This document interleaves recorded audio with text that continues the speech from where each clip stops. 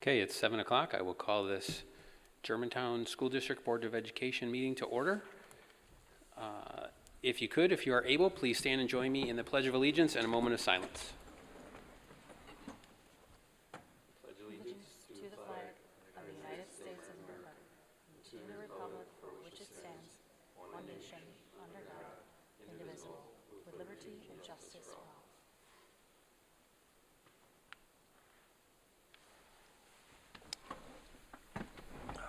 Thank you. Official meeting notification. Dr. Stousen?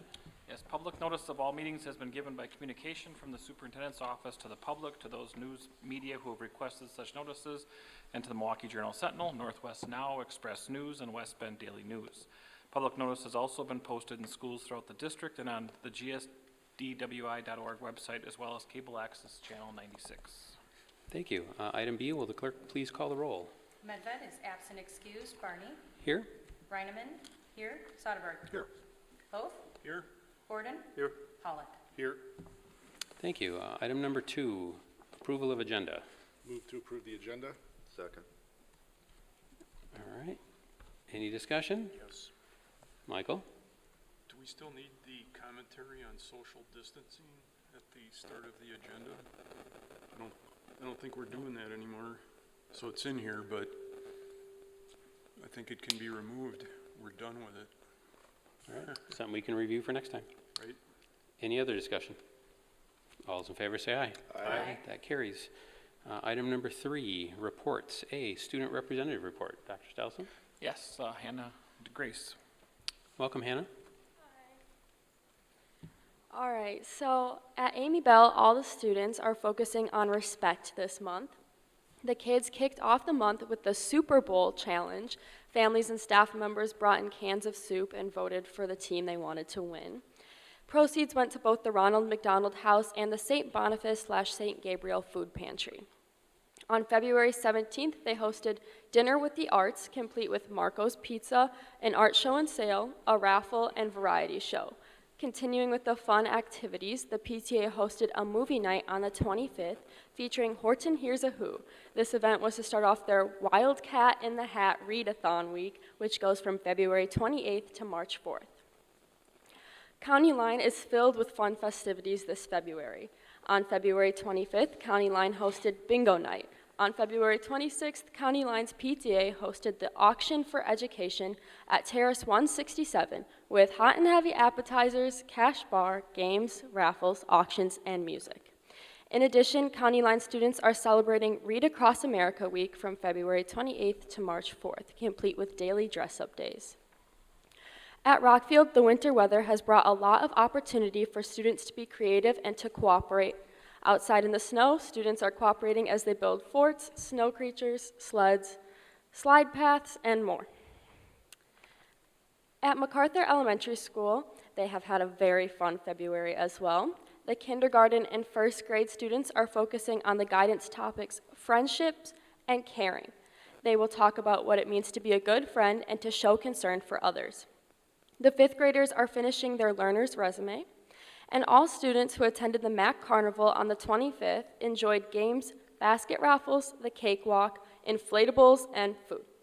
In addition, throughout the entire month of February, students were encouraged to participate in Flannel Fridays by wearing their favorite flannels. February ends with a flurry of activities at KMS. The newly formed Future Business Leaders of America Club participated in a regional competition on Saturday, February 19th at Oconomowoc High School. The KMS Forensics team has attended several meets and has another one scheduled on Friday, March 3rd at Central Middle School in Hartford. Girls volleyball is in full swing with 4 games being played the week of February 28th, including matches against Wauwatosa Whitman, Sussex Templeton, Richfield, and Slinger. The KMS Key Club ran a lollipop sale, raising over $1,000 to donate to the American Heart Association. Kennedy looks forward to all the great extracurricular opportunities ahead for all of the students as they move through second semester. At Germantown High School, the Student Council is having a very eventful February, complete with a resource door decorating competition for Love is in the Air Week, a trivia-based scavenger hunt around the school, and a photo booth station in the cafeteria. Each door was voted on, and one resource from each grade level won a donut and juice party. The juniors are preparing for their ACT testing on March 8th as well. In total, Germantown FBLA had 60 competitors qualify for the state conference. In order to qualify, members must place in the top 3 in their event. In addition, GHS had 14 members of HOSA qualify for state. The Germantown Pom and dance team traveled to La Crosse, Wisconsin to compete in the WACPC state dance competition. The team placed 5th in D1 Jazz and 3rd in D2 Pom. This is the first time in history that the War Chicks have placed in the top 5 at state with not only one, but both of their competition routines.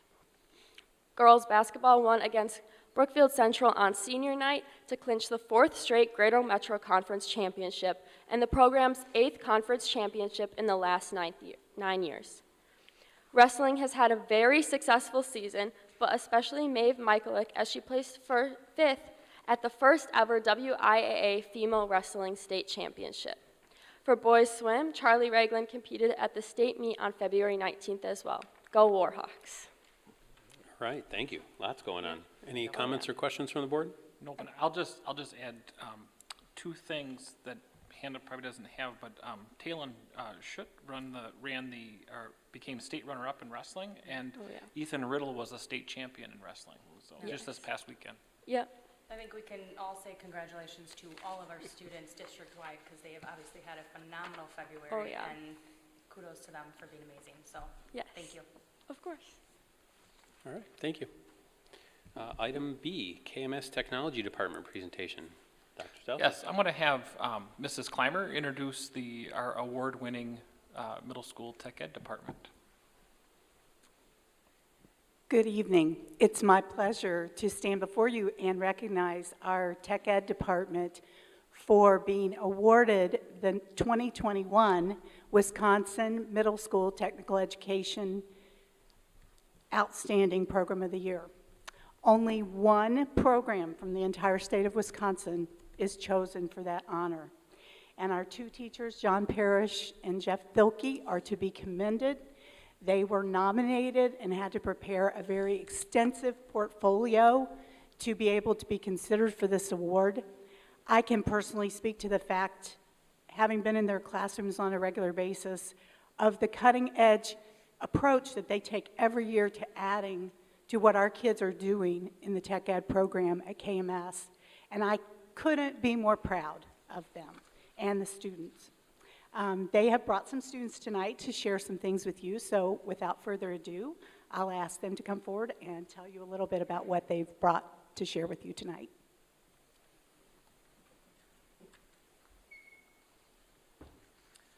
First of all, I'd like to thank the school board administration for supporting our program so that we were able to achieve Program of the Year now for the 2nd time in 8 years. So it's a pretty big achievement for both Mr. Parrish and I. To give you a little bit of idea of what we had to do is we submitted a portfolio starting with a resume of Mr. Parrish and I of what we've done in our educational years here. Both 22 with Mr. Parrish at the middle school, 22 myself with the middle school, and 17 at a high school level. And then all the things that we do within the community, because we're both members in this community here. We also did a program overview, which included our program philosophy, course descriptions, course outlines, all of the assessment tools we use, 2 best practice units, one from Mr. Parrish, one from myself, and the state and national standards that we align with. We also included how we've improved our curriculum over the years. We submitted lab pictures and a description of all the improvements of the facility and equipment that we've done.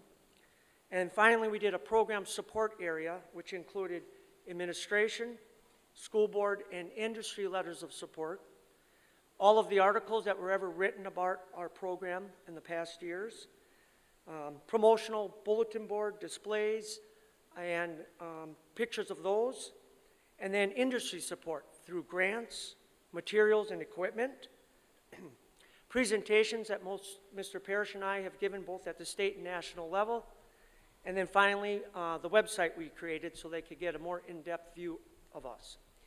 Today, we brought a few students to talk a little bit about their experience in some or all of the classes that they had with us. So I'm going to turn it over to them right now.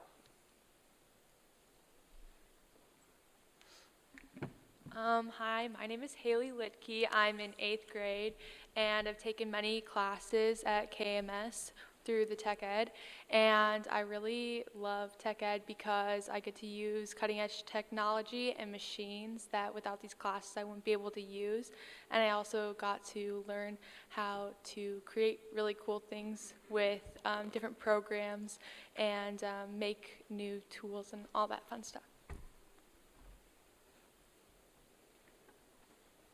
Hi, my name is Naina Sagar and I'm in 8th grade. I enjoy Mr. Thilke's and Mr. Parrish's classes because you can take concepts you've learned from other classes and actually apply it in their classes to build certain things. And I also like how their classes are like hands-on and how you can use your imagination and creativity.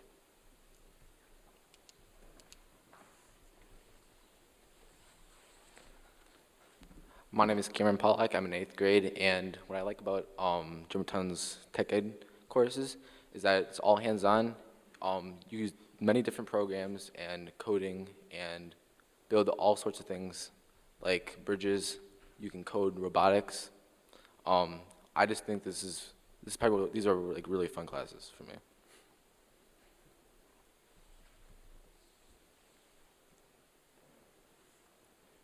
Hi, my name is Jameer Miller. I'm in 8th grade. The best part about taking any Project Lead the Way classes such as robotics, design and modeling, etc., is that you can be hands-on. You can work with stuff like coding, building robots, manufacturing things like small replica bridges or maybe airplanes. So the whole thing about Project Lead the Way is that with any of its classes, it's just hands-on. That's a really good part about it. So I guess at this time, if the school board had any questions for the students or Mr. Parrish or myself, we'd be happy to answer those. Otherwise, we're out of here. I do think before you guys leave that we should give you guys a standing ovation for all of your hard work. Great work.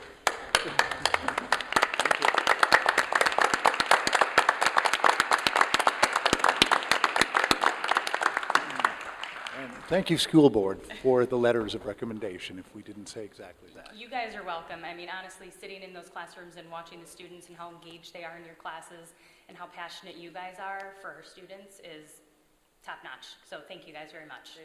Don't go yet. I got a couple comments. Turn the clock back many, many years before the referendum. I remember touring your classes, and it was the wow factor for me because everything was so neat, clean, taped off, and we knew what we wanted to do with the referendum in terms of the tech ed space, and we wanted to just, lift and shift what you had over at KMS over to the high school. So I want to congratulate you for not only what you've done, but what you're doing for the future for the kids here. I think it's wonderful. And again, congratulations. You guys are rock stars. So thank you. Thank you. Thank you so much. Michael? Just one more. Just curious if the vacuum-formed chocolate molds have been completed, and if you've ate the chocolate or not yet. I didn't hear you. Oh, vacuum-formed Oh, yeah. chocolate molds. Right. It's probably the most popular activity of product design with the 7th and 8th graders, where you're taking a design that they come up with, you're making a pattern out of wood, you're making a mold of that out of plastic, and then our product is chocolate. So we're teaching the students the design aspect, but all the way from an idea, making the idea into a mold, make a pattern, making a mold of it, and then the final result, they get to fill it with chocolate, and that is our product. That's a very exciting project for all the 7th and 8th graders, actually. Sounds like we need a board field trip. Well, I don't know what you did, because at my age, or at the age of these kids, I would have never come to speak in front of the board, so you must have bribed them with something more than chocolate. Bribery works very well. Thank you guys again. Thank you. Yeah, Thank you. congratulations. All right, thank you. Thanks. Thank you. Buddy, stick around if you want. Cameron.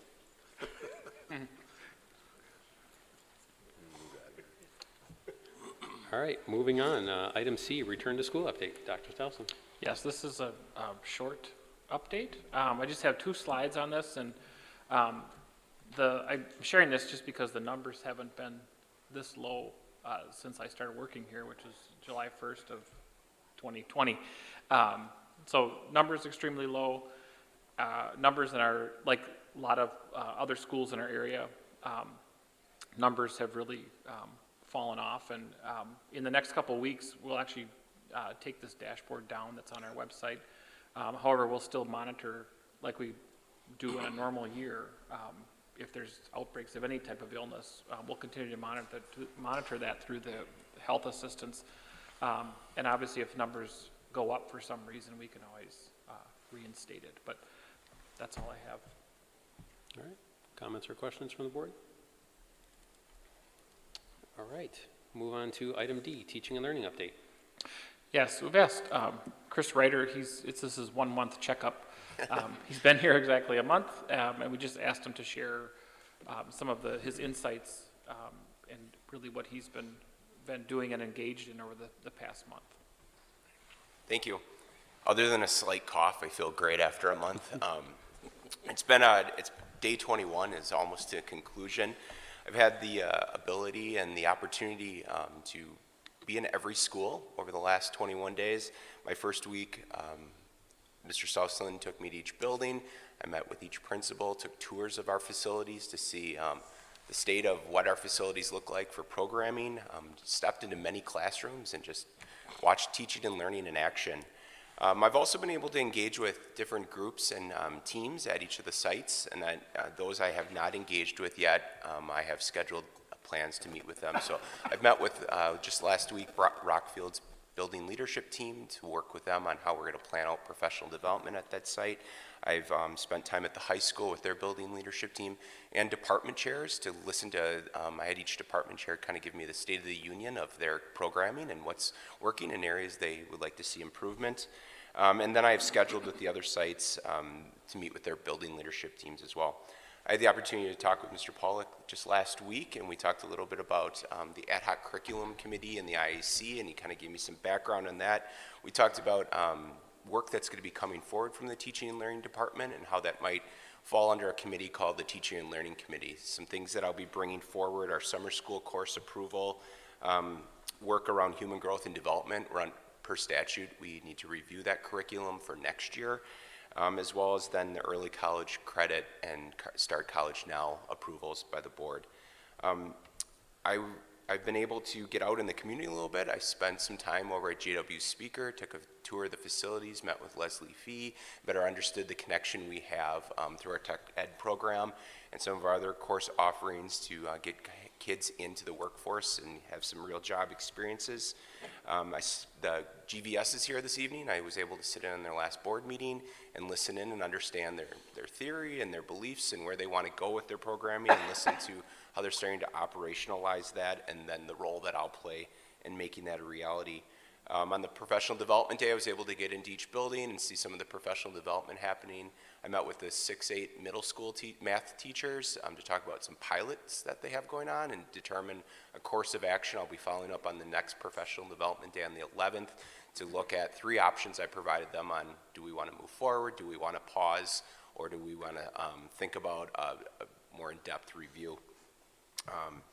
Next week, I'll be meeting with the current 4K committee to kind of close that team out and think about the next steps. Been working with Mike and Brittany on starting a timeline of communication around what staffing could look like based on our preliminary numbers, as well as budget and some of the, how do we operationalize some of the work moving forward to be ready for our newest learners next year. As I said, summer school, we're a little bit behind schedule from previous years, but that's in full force, and we'll have more information will be coming to all of you.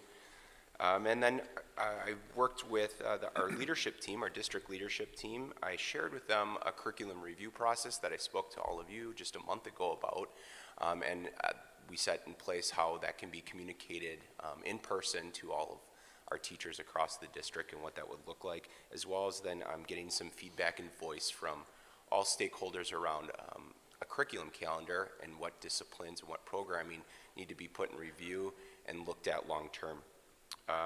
And then a lot of professional development planning for our March 11th day with our principals. And just last week, I was able to sit in at Rockfield for a little bit. Our CESA 6 literacy consultant, Erin Loritz, was here doing some on-site PD, so I was able to watch 2 grade levels interact with her and the professional development that was going on based on our writing initiative. And most importantly, I've asked a lot of questions over the last 21 days, and everyone's been very welcoming, and I think, as I said, visibility is important on the front end. I feel like I can do that even more over this next 21 days as we start to really plan forward for next year and take advantage of the short-term goals we have around operationalizing some things, and some of the things by statute we're required to move forward with. One of the big things I did meet with, I forgot to mention, the Elementary Literacy Committee. I'll be scheduling a second meeting with them. I've been meeting with our district reading specialists as well individually. We had one large group meeting. We have another one that's coming up in a couple weeks to really think about and take our time to determine what the next course of action is with literacy curriculum. We have multiple pilots going on out there to varying degrees, and we want to make sure we do the work well so that, as we know, reading and literacy is the foundation of any educational institute, so we want to make sure we take our time, but also make sure we equip our teachers to do the best work they can. So in a nutshell, that's the first 21 days, and I look forward to the next 21. Any questions you have for me? Bob? Good seeing you, and thank you for that report out. Any what could we do to make you more successful? You're doing a wonderful job, but what could we do? I think, as Tracy and I talked a little bit, just thinking about how the committee work can encompass more than an ad hoc curriculum committee. There's a lot of things that fall under teaching and learning, and then how do we make sure that that committee is vibrant? I think updates from teaching and learning consistently, that's the number one thing we do every day in school, is important so that you're aware of what's going on so that you can push me to think about what are the big priorities and the big rocks we want to move in order to continue to be a successful school district. Have you done any activities in the area of transparency in curriculum? Because I know that was a hot topic many months ago, and it's not going to go away. Yeah. And I know the board has committed to being more transparent. Yeah, I think that's a great question. Mr. Pollack and I talked about the IAC committee and how that might be operationalized as a quarterly committee that comes together and is almost a place for even more parents and community to be a venue to hear about updates in curriculum, what's in review, what we're planning to review, some of the things that might be coming from the state, as well as then something that I need to get a grasp of once, a few more days into this position.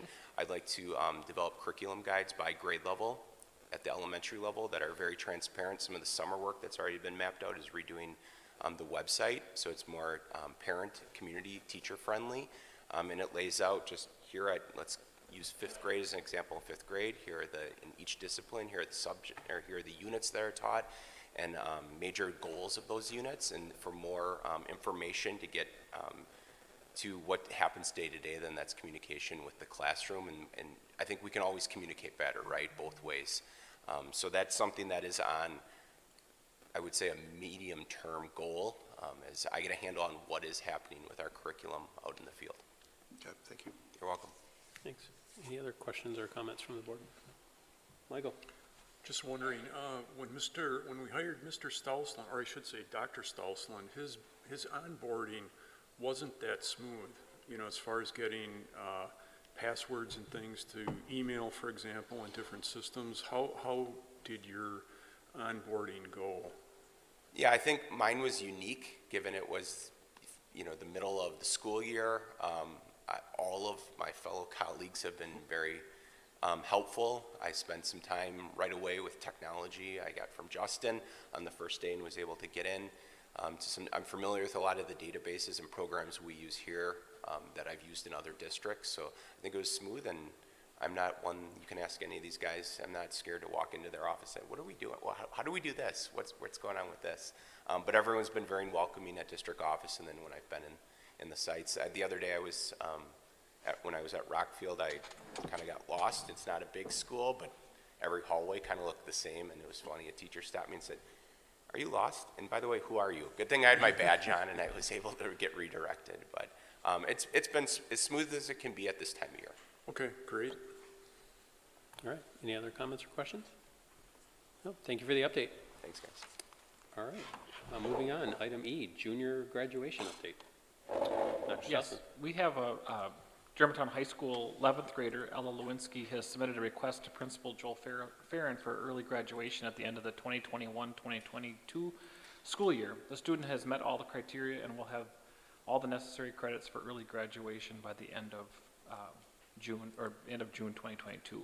We congratulate her and wish her well in her future endeavors. Congratulations. Yeah, definitely, congratulations.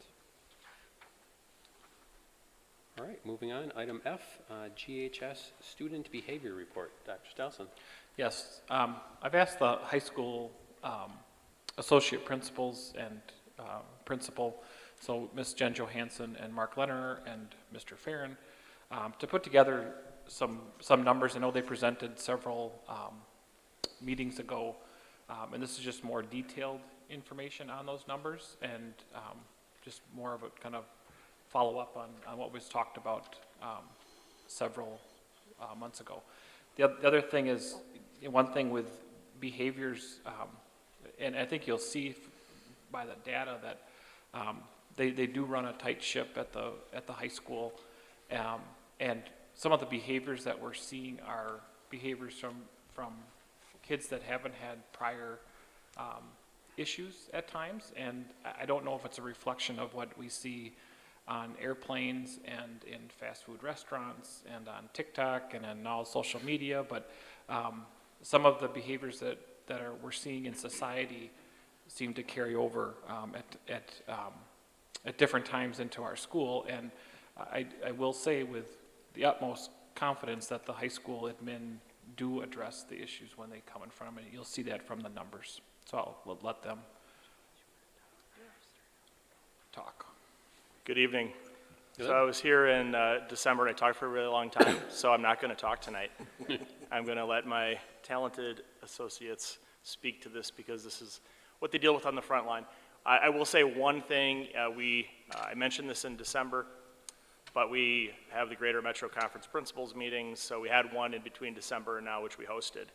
And it's kind of an interesting process. I told Mr. Stousel in this. I walked out of those meetings actually feeling better, not because of what I heard, but in terms of how we try to address these small things. And I won't go into detail, but I know there's a district close to us that's given up on trying to address vaping. They're not citing, they're not suspending. So focusing on those things continues to be important for us. And I walked out of there, not that it's perfect because there have been more referrals as you had seen, but it's one of those things that, this isn't specific to Germantown by any means, and it's a more universal problem, like Mr. Stousel said. So I'll turn it over to my colleagues here that'll walk you through some information. So thank you.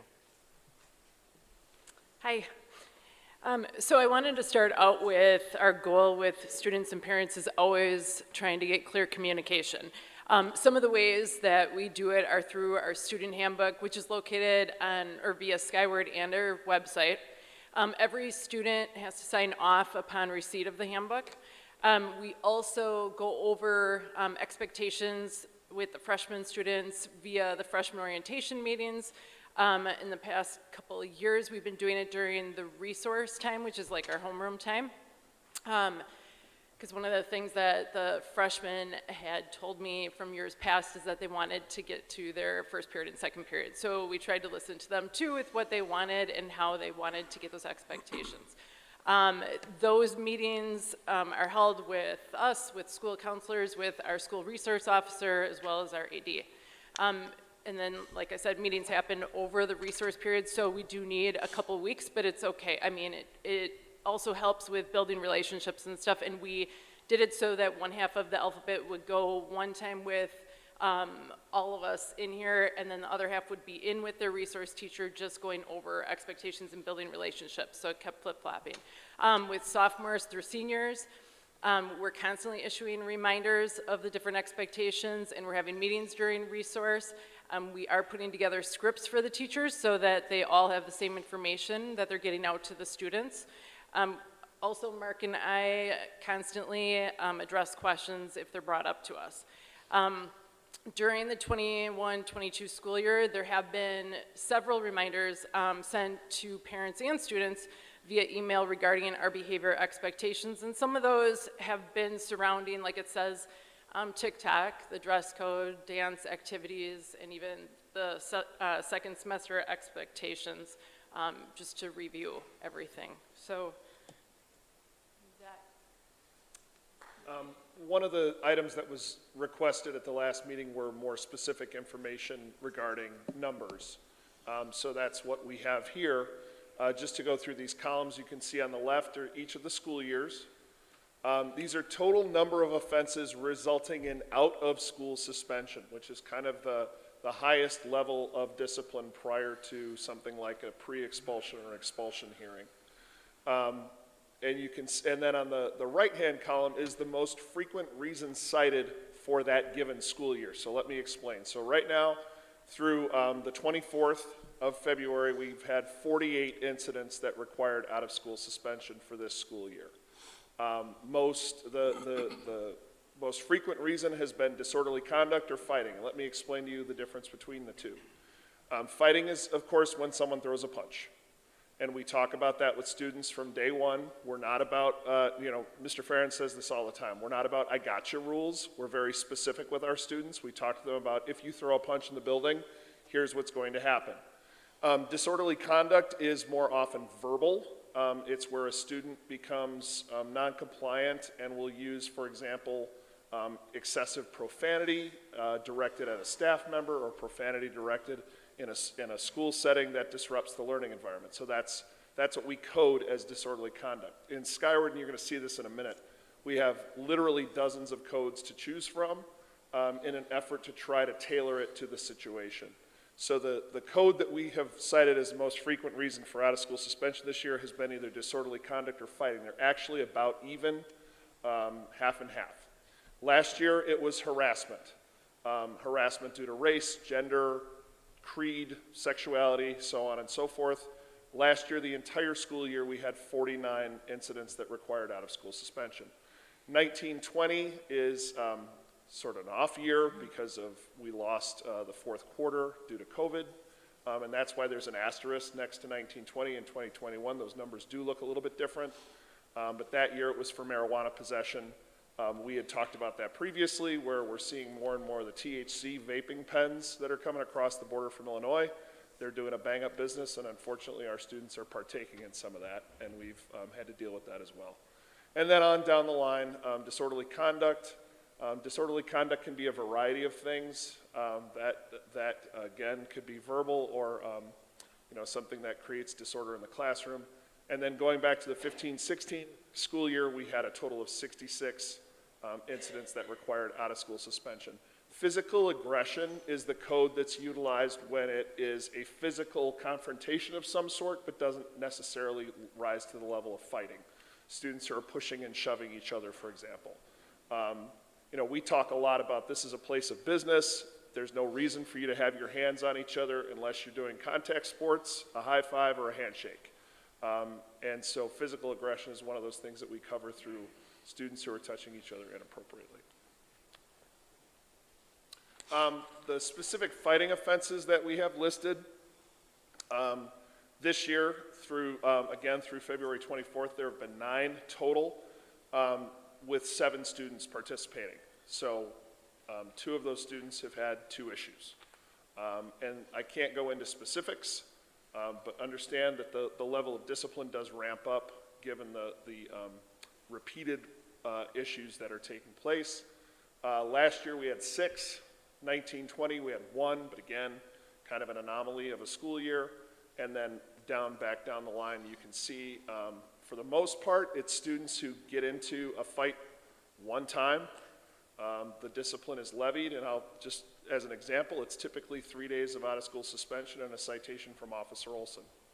And that usually ends it. And I will tell you, it does not happen infrequently. It does happen where students will come in and they'll be upset or agitated about something with another peer, and they do not get in a fight. And we'll say, well, why? Why didn't you? You know, I just want to understand. And they said, because I have too much to lose. Because I don't want to be out of school suspended. Because I'm in track and I don't want to lose part of my track season. So the students are getting the message. There are some students who are not, but I do truly believe that most students get that message and understand where we're coming from in terms of the discipline. All right. As far as expulsions and pre-expulsions for this school year, 21-22, in the left column, there are the reasons for expulsions or pre-expulsion hearings that we have had. And then on the right column, it's the number of expulsions or pre-expulsion hearings for that reason. So fighting, there was 4. You can see AODA, so drug or alcohol use or transfer, there's 2. The AODA possession, there was 6. And then other school rule violations, there was 3. So that's just for this year alone in what we've been doing. You can go. Oh, go ahead. I just want to make a comment, not, again, we deal with ourselves in our own district, but of those incidents, I know that one of those our fellow districts would take forward for expulsion. The other ones, they would not, just as a comparative thing. I can't go into detail because of the confidentiality piece, but just for whatever it's worth. All right, then going to the total for all current students, so all 9 through 12. The different reasons, again, are on the left side, and then the number of students that we have, whether it was expulsion or pre-expulsion orders, is on the right side. So you can see that the drugs and alcohol related is 16, fighting and physical aggression is 6, and then other school rule, which could be repeated refusal, is 4. The bottom part is really important too. That is the number of students that are currently not attending GHS, and that includes students that have withdrawn from the district or expelled, not yet eligible for probationary reinstatement from their pre-expulsion orders, or they're receiving services from another Germantown School District program. And that might be an alternative school like Ozaki Community High School. So I just wanted you to know that that's the added 8 down at the bottom. I'll just add to that too. We have a couple students who we're going to be brought to the board for expulsion, who the families withdrew them and took them to a different district before that happened. And we hold that if they ever want to return to our district. And just as a brief reminder, when it comes to expulsion, for example, and of course the board knows this, but when the student has a special education disability, we are required by state statute to educate that student through the age of 21, regardless of whether or not they've been expelled. And so that state statute also informs some of the decision-making processes. What you're seeing here is the discipline offenses by type for the entire school year. This is one part of a 2-part slide, and again, all the codes there are at the bottom of the screen. Some of the codes that you're going to see very frequently, frankly, are just sort of the day-to-day retail type issues that we deal with in the office. Inappropriate behavior. That's a catch-all for a lot of different things. That may be a student who said something inappropriate in a class setting, or did something with another student. There's a litany of things that can fall into that. Another one that you see is electronic communication devices. I think every educator will tell you that's just one of those things that we have to deal with today, is students who are using cell phones inappropriately. The other one that's a tall column there is documentation. And this is because in Skyward we don't have a really clear place to put notes. And so what we have worked through with our staff is when they want to document something, but they don't necessarily want the student to have to meet with an assistant principal, is they will write that up as documentation only. That can be any one of a number of things. It could be a student who was asleep in class. It can be a student who has not turned in a number of assignments over a period of time. And so that just puts it in the system. It keeps that line of communication open with the parents. And that way also if there's an issue down the road, it's an easy way for the student and the teacher to say, well, look, this is what we talked about 2 weeks ago, 3 weeks ago, a month ago, and we're seeing it again. So that's why you see documentation only. On the next slide, tardies, tardy 4 and tardy 5. Most of our students, and you can see where it falls right down, most students get to tardy 4, and that's as far as they get because that's when the consequences start. Yeah, and that's primarily first hour. Tardy 4 is a detention, tardy 5 is 2 detentions, tardy 6 is a half day of in-school suspension, tardy 7 and 8 are more detentions. By tardy 9, I'm talking to my juniors and seniors about their parking pass, and they're like, okay, this is really serious now, I don't want to lose my parking pass, and then you can see it just kind of drops off from there. So these are all the codes that we have in Skyward for this year, and then the next 2 slides are the following year. You're going to see a lot of the same types of patterns. Last year, a little bit different because of our hybrid schedule at the beginning of the year. Lots of documentation, not a lot of some other things.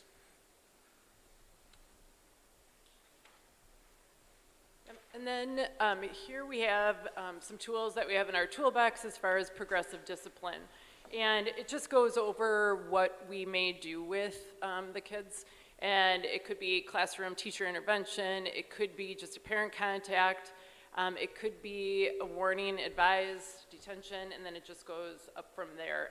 That isn't exactly how it would go, but it's just showing some of those different pieces that we have as far as if a student were to get a detention, they may go then to an in-school suspension, and that's what progressive discipline means or is. And of course, there's some things in there that are non-negotiables. Again, you throw a punch, you're not getting a detention. I mean, that's really clear. Officer Olson is not here tonight, but we did ask her to submit this information just for the board and the public to see in terms of law enforcement or legal consequences. These are some of the different bonds that are utilized by Officer Olson when we have situations like this. So on the left-hand column, you have essentially the type of citation or what it would be for. In the center column, those are juvenile bonds.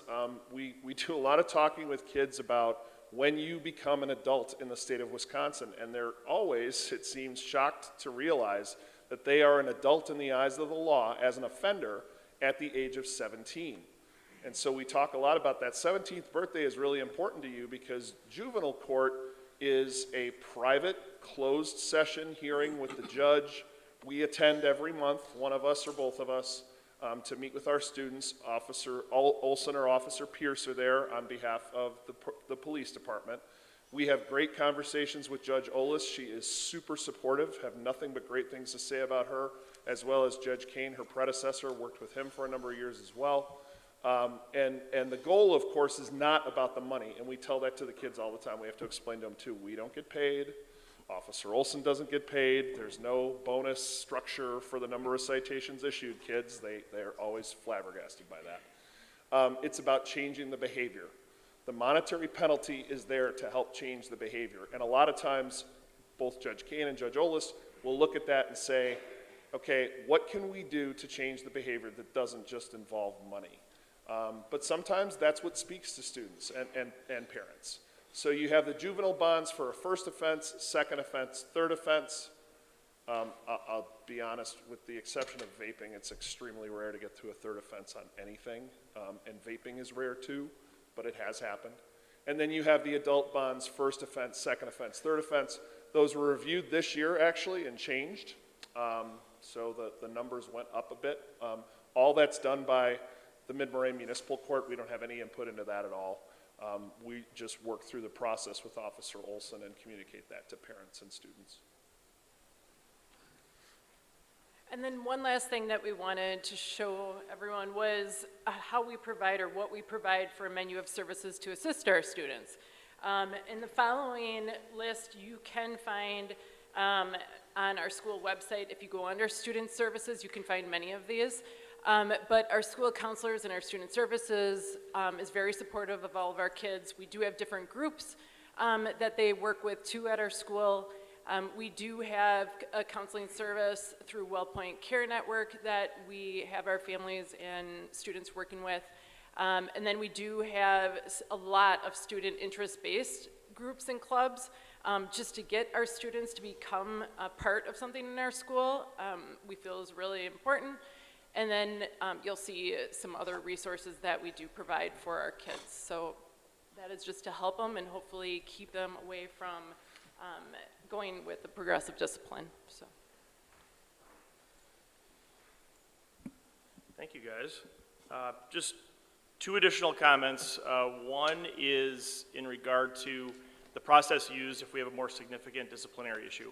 So let's say there's a fight in the cafeteria and we have an emergency response team, so law enforcement is involved. We go through a process, obviously student safety is first, separate them. The last one we had was 22 seconds. Seemed like it was an hour, but it was 22 seconds.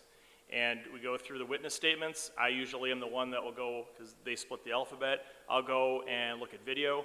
Video doesn't lie, burn a copy of the video, school resource officer, or last time she was at the DARE graduation.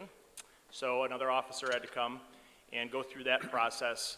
And then once we have what we believe to be all the witness statements, all the video, in those cases, we sit down, the four of us, with Officer Olson, and we talk about what would be the appropriate discipline. So no, this isn't done in isolation.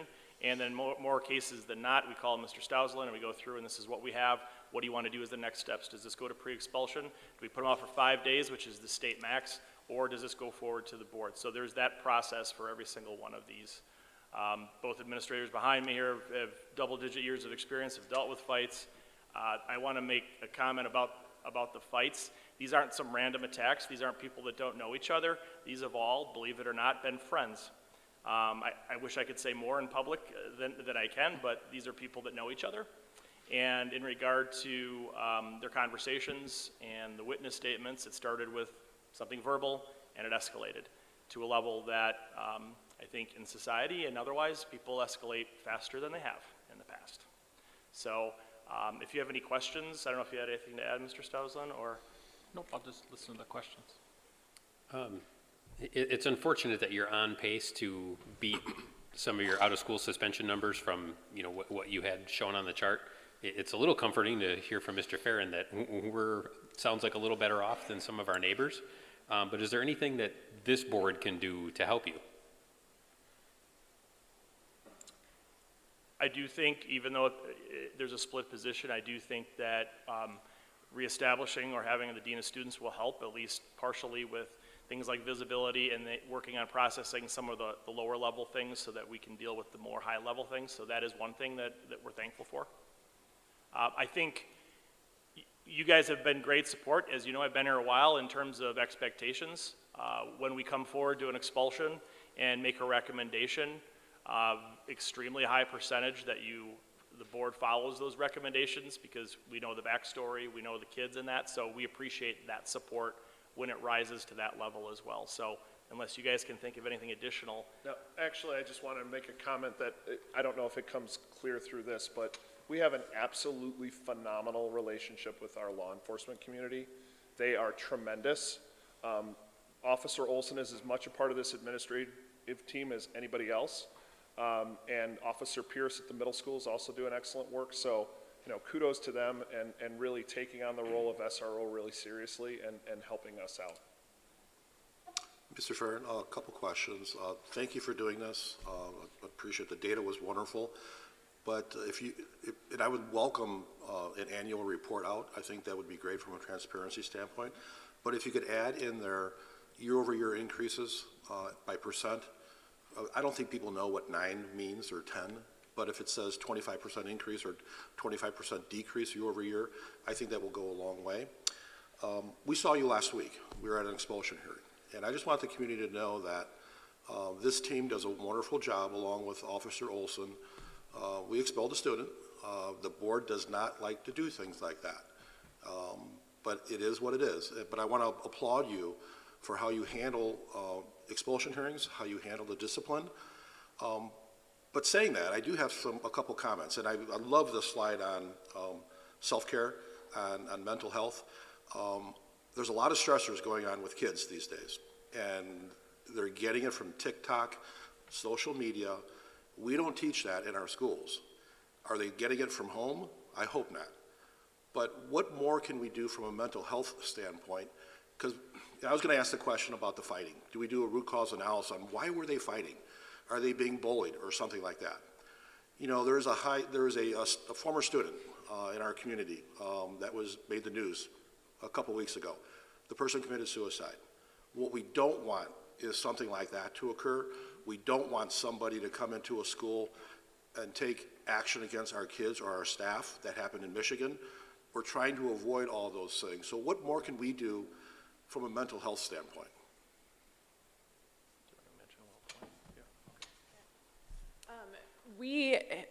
We love to work with WellPoint Network, who we brought in as an outside service therapy counselor into our building so that our families have somebody right there. We do refer to this person, and so they still have to go through an application process and everything with the family, but it has been huge for our families and kids. And it's good because the parents don't have to worry so much about getting them to their appointments and stuff afterward. Our counts for referrals have definitely increased, like you were saying, as far as the mental health of people. We're seeing it. So I'm glad that we have that service, and those types of services, I think, and those partnerships with those type of businesses or services or whatever that are out there are going to be very helpful for our families, because sometimes our families just don't know where to go, and they need to have us to kind of guide them. And so Stephanie Kabish, who's our school social worker, does a phenomenal job along with our school counselors to give some of those referrals of those different services that are out there. But one of them is within our school, actually, working with our kids. Right, and I just want to mention, I know there's some parents in the past that think that a school social worker or school counselor is a formal therapist. They can't give therapy services. That's not what their licensure is for. So I think we're up to, are there 21 students who access this through their private insurance, and that is helpful. To Mr. Soderberg's point about people fighting because they're being bullied, I looked over at Mr. Salza. These people know each other. They're saying things that they shouldn't say. In some cases, they face each other on a Monday after saying things on social media they shouldn't be saying.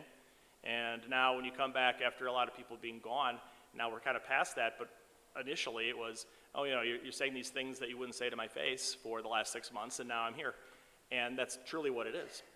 And it has, you know, it's been those type of situations where they're resorting to that. Some of these students are currently in private therapy for anger management, and some are not.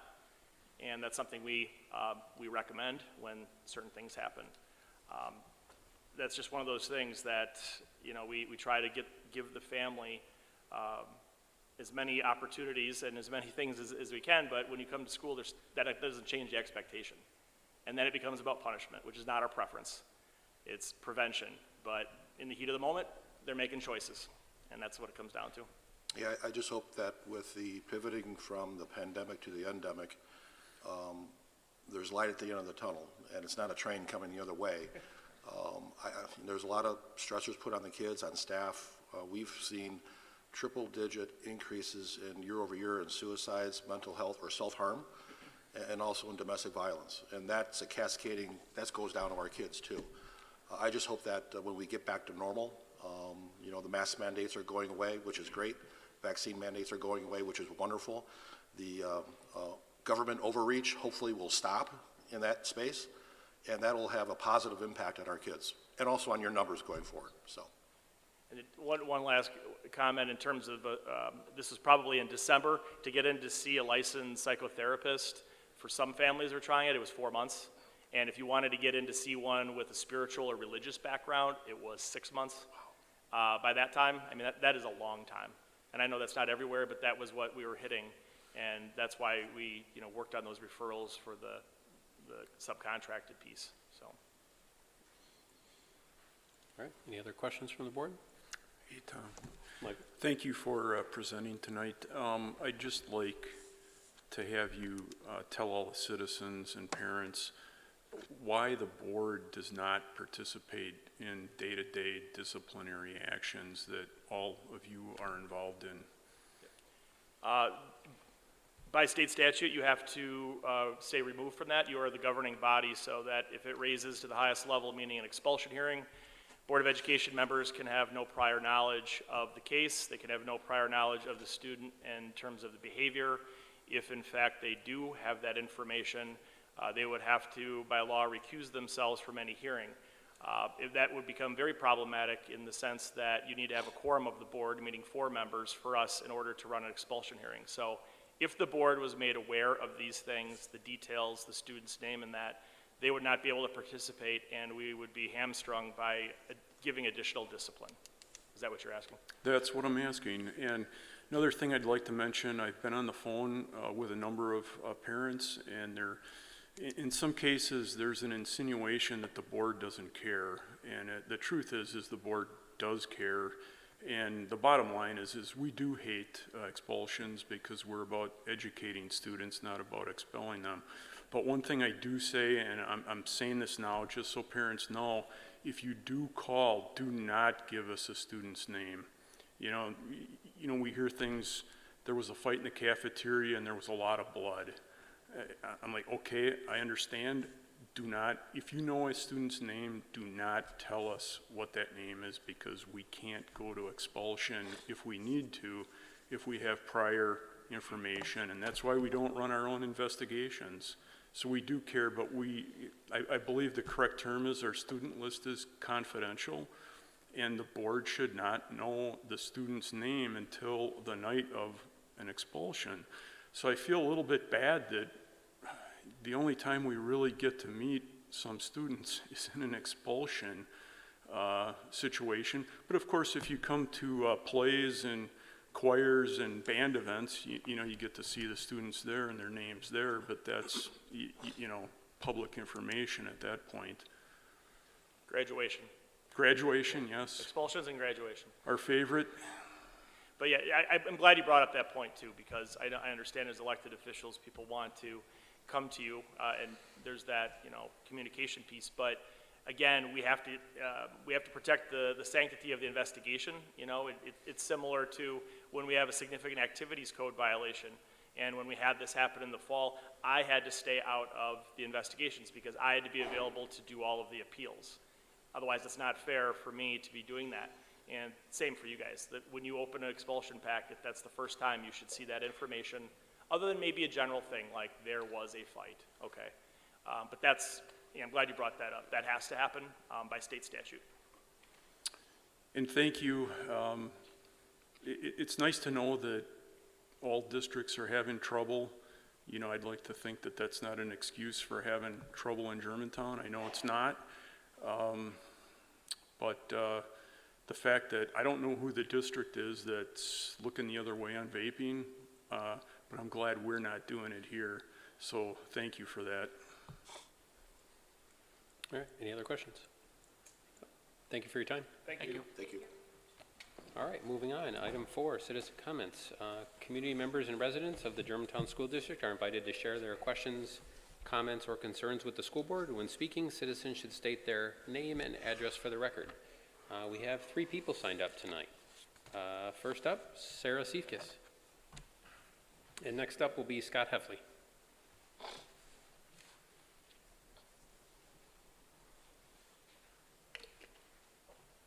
Good evening. I am Sarah Siefkes. I teach at County Line first grade. I am here actually because I am the GEA representative, the Germantown Education Association, for tonight's board meeting. And we'd like to thank you for addressing our request and need for planning time. We appreciate the addition of April 8th as a no student contact day to allow for planning and prep. We also are thankful that the May in-service will be set aside for planning and prep as well. Thank you for those changes. Please let me know if you have any questions, and I'll try to answer them when I can, or I will bring them back to the GEA leadership to follow up. Thank you. Thank you. Thank you. Scott Heffley and then Sarah Larson. Scott Heffley, Germantown. Thanks for the time, as usual. A couple things tonight. First of all, kudos to the board members. I was pleasantly surprised to go on the website and see biographies for you. I know I asked for that a couple times, and they look wonderful, and I learned something about each one of you I didn't know before, so I hope the community checks that out too. That was good. Of course, I think I missed the last meeting, but as usual, I'm always looking at the budget, and I look at it differently because you have the knowledge about what's really going on. I just look at it how it hits me, so I look at it that way. I don't know what's going to happen with the budget. I know we have probably more discussions going forward, but it's always on my mind. I see a couple things that were in the packet. First of all, we have 4K going on, and I know we talked about it, and when I moved here many years ago, it was in the planning, and now we're actually doing it, which I think I said last year a couple times I'm in favor of. My concern is I think it costs a lot of money to get it up and running, and we don't have a grant for that I know of. If there is one, that's great, but if we don't have a grant for it, we got to eat all the costs to get it up and running. So I think, you know, I don't know how school boards look at it, but in the business world, you look at it, ROI, return on investment. How long is it going to take for us to actually make money off this? Because we're limited in how much revenue that you guys could raise to run a district with increasing costs, other than having a referendum for operational that never goes anywhere, or just raising everyone's taxes, which people don't want that. So that is a concern, and I hope we're paying close attention to that. The virtual school, we obviously have a grant, so that's going to, you know, we have enough money to run that to see how it goes. I know we're doing something with Kiel, I guess, short term, but long term with us. So I think that by the time we run out of that grant money, we'll have a plan in place, and hopefully that'll bring in some revenue. The other thing is, and I might be wrong on this, I kind of read as fast at work, I was busy, but only 13 open enrollment seats. To me, that sounds very, very, very low. I know 0 in special ed, that's a different thing entirely, but 13 open enrollment seats, no one can get in this district unless you live here. And I know where they live, you move here, not everybody can afford to move here, okay? So I don't know if it's because we don't have enough teachers or whatever it is, but 13 seems low. I think it's been higher in the past. I think it's been in the 20s. So I like to see kids from other districts or parents that want their kids to come here find a way to get those kids to come here. I mean, I think that's what it's about. We have great, you know, facilities, we have resources, we have a good school district. Let's see if we can get some more open enrollment going. The last thing I'll say about the budget is, you know, last year we had a balanced budget, and, you know, I'm the person watching that, and then I see these things come in that are unbudgeted, and it happens every year. We have these unbudgeted things. Not because of catastrophic things that happen that are unforeseen, but oh, we need this, or we need that, or we need to put this back in. That is killing your budget. When you pass a budget, like budgets that you have in your households, you stick to the budget. So I would love to see those unbudgeted things go way down to nothing. You know, determine the budget, what you need, go from there. Thank you. Thank you. And Scott, I'll just add, there is a 4K grant that the first year we get $3,000 per student, and the second year it's $1,500 for the 4K that we recently found out, so that'll help. Thank you. Sarah. All right, Sarah Larson, Germantown. I want to thank the high school for giving the readout on the behavior situation. I think one other bit of information that would be helpful is knowing what those instances were by grade level, and then seeing a comparative readout from the middle school to see, could we be more preemptive at that age group to hopefully then reduce the Germantown or the high school one, and would it then reduce some of those things that we're seeing at the high school? My second topic here, I really appreciate Chris's the readout as to what's going on with teaching and learning. The school district is in the business of education, but I know from my own board service that approximately 75% or more of the board's attention gets drawn to the business running of the district, such as finance, personnel, building and grounds, etc., as opposed to the actual business of education. Considering the community call for transparency, the need for greater board awareness of our educational systems and resources, and our declining achievement levels, I'd like to see the Ad Hoc Curriculum Committee become a standing committee and have it renamed as the Curriculum and Educational Accountability Committee. Making this change is allowed within the board policy at the direction of the board president. Considering there were only 2 ad hoc curriculum meetings in the 2021 school year, and then there have been none so far in the 2021-22 school year, we need a mechanism to elevate the importance. What gets scheduled gets done, and making this a standing committee with monthly meetings will ensure it receives the appropriate attention moving forward. The top priorities of the committee should be providing direction and timelines for action on the completion of curriculum and professional development transparency on the website, as well as the development of a district reporting system where we can track and communicate actual achievement metrics.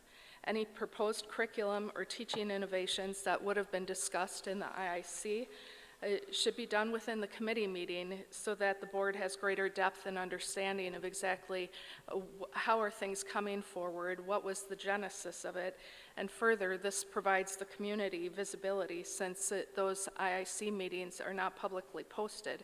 And I think we're at this point where parents want to know what's driving the curriculum and how are these programs getting selected. And I think the community has a right to see it, so it should be done at the committee level. We're in the business of education. Thanks. Thank you. No one else has signed up. Is there anyone else that would like to come forward and speak tonight? All right. Moving on, item 5, approval of minutes from January 24th Board of Education, January 24th closed session, and February 22nd closed session. I'll entertain a motion. Move to approve all meeting minutes as presented. Second. All right, motion by Reineman, second by Soderberg. Any discussion? All those in favor say aye. Aye. That carries. All right, item 6, Building Committee, update from February 7th, 2022 meeting. Mr. Pollock. Thank you, Mr. Burney.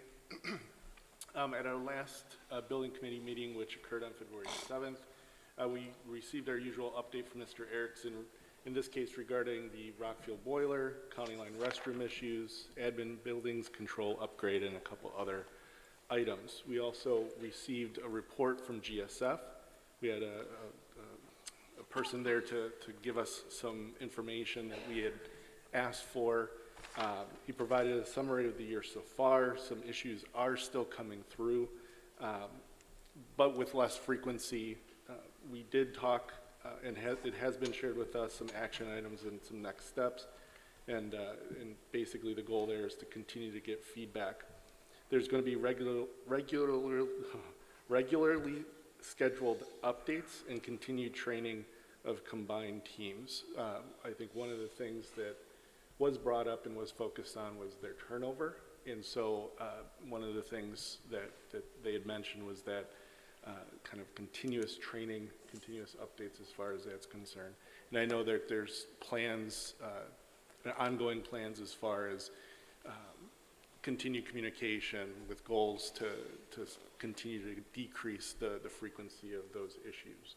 I think even that there was going to be some discussions with specific people who may have been more frequent users of the Google Forms to see where they can be better. Some other suggestions were, I think Mr. Soderberg suggested a task list to make sure that things that are supposed to be done are being done and those type of things. We also announced our new citizen at large, which is Mr. Chad Hawley. I think I saw him. He and I actually, just as a side note, this past week had visited all of the schools except the high school, got building tours, kind of got some of the behind the scenes information, got to see some things, learn more about what goes into each building, which I'll speak on Mr. Hawley's behalf here, but I think it was very beneficial. I know it was for me. We have the high school planned for, I guess that'd be Wednesday, to complete the tours there. We also received a presentation from the Friends family regarding some developments that they're looking into with the land kind of surrounding the admin building, what they at least tentatively have planned. They kind of threw out a couple of ideas just to give us some perspective of what might be done with our current lot. Just as a kind of a friendly gesture, certainly, because it's my understanding their family has owned that land for quite a substantial amount of time, and they've already have done a good amount for our district the way it is, and so we got that update. And then lastly, we approved a 3-year contract with Evergreen Property Services for our landscaping. All right. Any comments or questions from the board? Hey, Tom. Yep. Yeah, I'd like to mention that the land that the district office is on, I learned something in that last building committee meeting, that the family actually donated that property to the school district way back when. I don't really know what the year was, but I was very impressed by that. Their commitment to education. All right. Thank you. All right, moving on, item 7, Finance Committee, updates from February 7th, 2022 meeting. Mr. Lowe? Yes, the Finance Committee did meet on February 7th. We approved vouchers that night. It was also videoed, so I'm going to kind of give the Cliff's Notes version here. Brittany, at the end, if you want to interrupt or mention anything I missed, but hopefully I cover everything. There was a January variance report that Brittany gave, and at this point we spent a total of $22 million, well, this was as of the 7th, $22,110,823, which was less than at the same time the year before. Brittany added another topic, which was the financial update.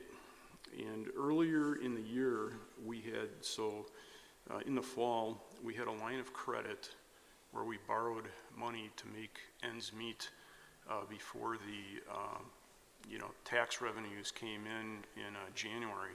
So Scott Heffel is real interested in this sort of thing. On January 14th, we repaid $7.5 million, and we also paid $22,770 in interest. So it was paid off as soon as we possibly could pay it off. There's a coronavirus relief fund where we received a $133.72 per student. The total number of students was from last year, I believe, if I've got that right. And that gave us a total of $515,751. Brittany is kind of looking at using that money in part for 4K classrooms. So while we have a grant, she's also looking at using some of that, for 4K classrooms. So I think that answers another question that Mr. Heffel had. Brittany went over ESSER dollars, and then the last item, which is 7B on the full board agenda, is the Finance Committee brings forward to the Board of Education with a positive recommendation to approve the CISA 1 contract addendums as presented. So it is in the board agenda what those numbers are. All right, coming forward committee, it does not require a second. Is there any discussion? All those in favor say aye. Aye. Opposed? Motion carries. And that was it for Finance Committee. Thank you. Any questions from the board for Finance Committee Chair? All right, we'll move on to item 8, Insurance Committee. Insurance Committee met earlier this evening. We had our consultant USI joined the committee, gave us a presentation, kind of the next step in moving towards the possibility of self-funding for health insurance. The presentation was emailed to the board earlier tonight, so you should have a copy of that. We will hear from our consultant again in April or May to kind of give us the next step, a recommendation once they get some more firm numbers. Preliminary numbers, they were projecting that over 5 years we could save over $1 million. So I think it's definitely something we need to look at. Any questions? All right, move on to item 9, new business. A, discussion only regarding virtual charter school contract and budget summary. Dr. Stelson. Yes, and I know there's some of the GVS board, and I'll have Ms. Julia Leeson just introduce the board members that are here, and our board has the contract and any questions that the group may have. And one thing that, this is new for the board, it's new for the GVS Governing Council as well. And if, after some discussion, if we feel it's beneficial to have a joint meeting, we could ask a couple, 3 board members to join the GVS board, and we would ask the DPI consultant, Nick, to kind of facilitate that meeting if need be, if people feel it's beneficial before this would come for a vote in front of the board. So, Ms. Leeson? Good evening, I'm Julia Leeson, and I have Russ and Maureen, who are on our Germantown Virtual School Governance Board, here to present the contract and also talk about the budget.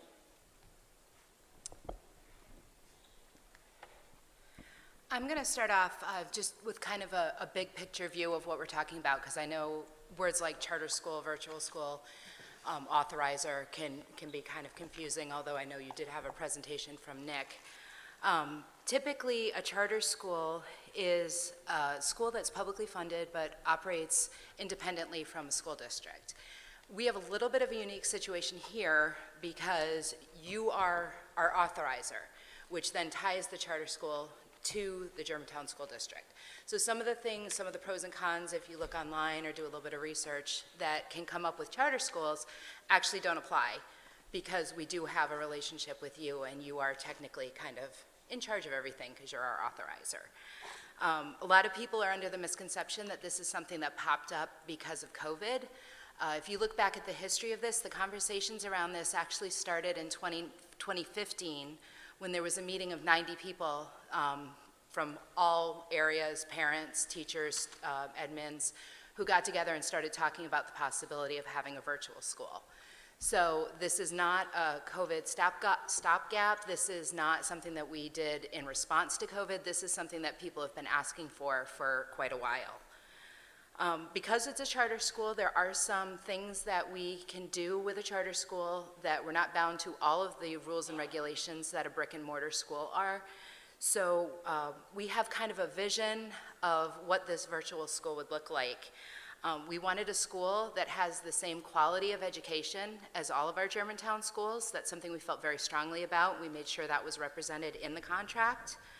But we also wanted a school where students could have kind of a malleable schedule. They can mold it to fit what works for them, whether it's they have extracurricular activities, they're training for gymnastics, they have an apprenticeship they want to do, something where they are not necessarily tied to being in a school building from 8 to 3 or anything like that. It's career focused, and it blends academic learning with also technical learning, which is something that we heard over and over people were looking for. A school where kids can get hands-on experience through apprenticeships, internships, capstone projects, so not necessarily studying for a final exam, but maybe studying for that job that they're able to go to from 1:30 to 8 at night and actually put their learning to work.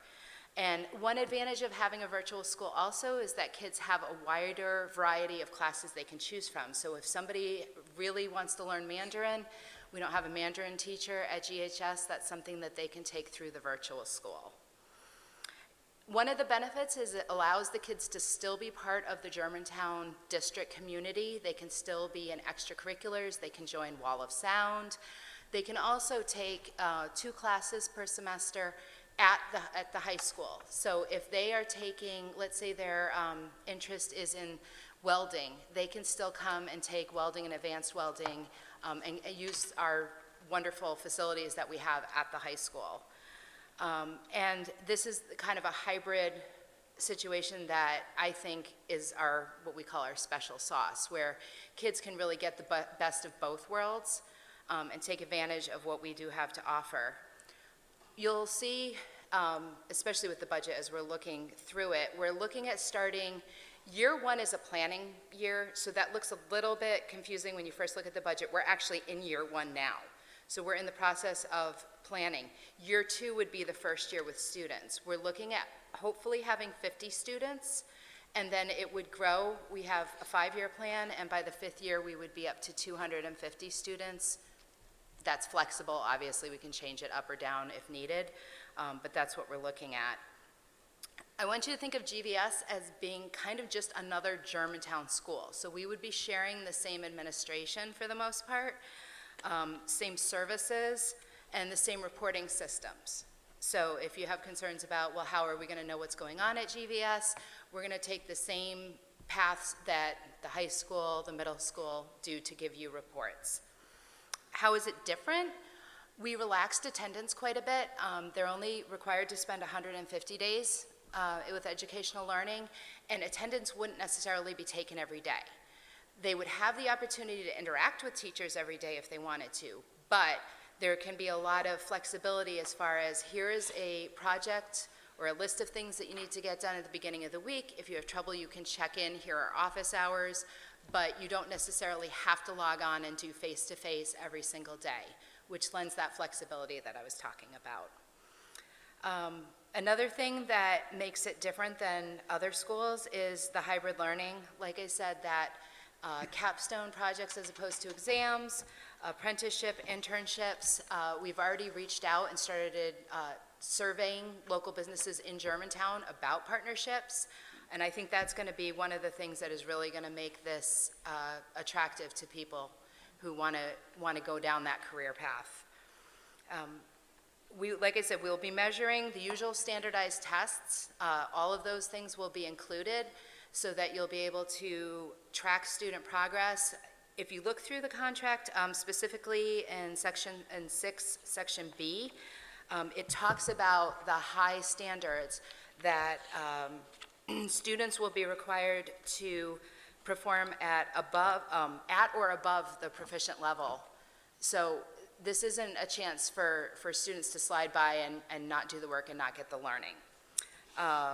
The other thing that is kind of unique is that there's a real focus on making sure that by the time the students graduate high school, they have identified what their career path will be and have a plan, whether it's college or tech school or a certificate program, but to follow that through and have a plan post-graduation. The setup of the school is pretty similar. There will be a principal from our current staff that's assigned to it. The one position that'll be a little bit different is what we're calling a lead teacher or a lead program leader. And that person will be the go-between between GVS and you guys.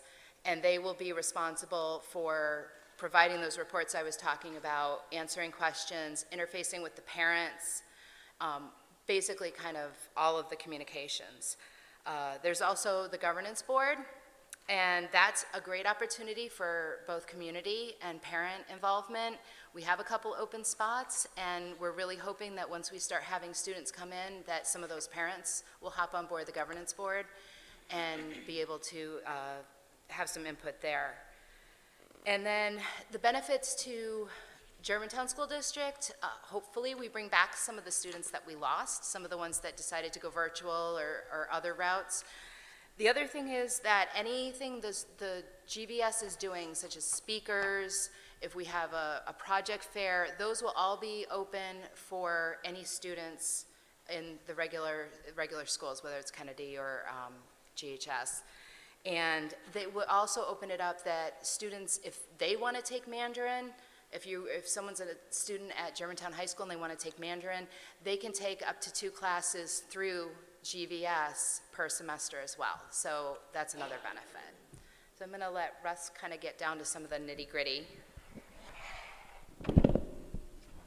So just to kind of go over the contract, I mean, I don't want to do it line by line here, but to echo some of the things that she kind of outlined just now, as far as the contract goes, there's a couple of neat things I think we put in there, or we're able to work in there, that benefit GVS as well as GSD, as well as the board here. Specifically in regards to staffing, there's some information in here in regards to GSD is responsible for the staffing. Okay, so your standards for the teachers are reflective because you're going to be the ones hiring them, or GSD will be the ones hiring them. And implementing which ones are involved in it, along with the lead teacher and the principal. That's important because we need the community to understand that their voice is heard in this. It's not this entity in and of itself that is operating in a budget, taking money from the district to operate in that manner. We need you guys to understand that you have say in that. Other situations where we kind of outlined that is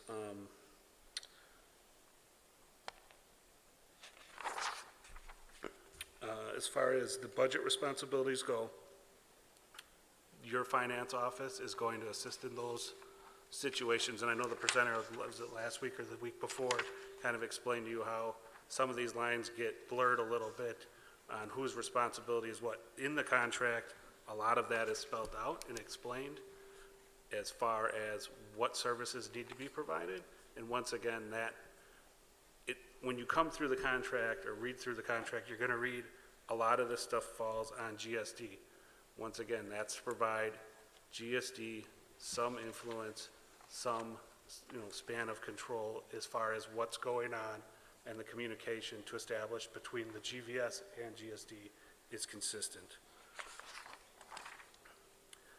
Some neat stuff as far as what works for GVS and GSD back and forth. We have in here GSD students, like she said, will be able to attend up to 2 GVS classes a year. Well, ultimately, that just expands your extracurricular activities and your elective courses for the students. Vice versa, our students are able to come in for up to 2 classes each semester and utilize some of your hands-on, some of your tech ed programs. Most of this stuff comes into play for the high school. In the contract, you'll see that the middle school portion of our classes will mirror GSD directly.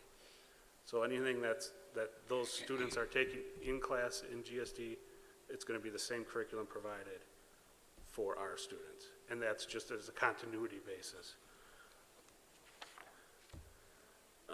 Going into some of the board policies that we are adopting, that would be the student behavioral stuff. Our students will be mingling with the GSD students, and that's intentional. We want that community growth. And one way to manufacture that stability between that is to have the same expectations, and we wanted to make sure we cemented that in this contract. So if you as a board or the district were to change some of the policy, that would automatically, upon notification to us, be adhered to by our students. And we have to have that due to the back and forth class situations. I think that, what else? Do you want to do the credits and stuff? Oh, sure.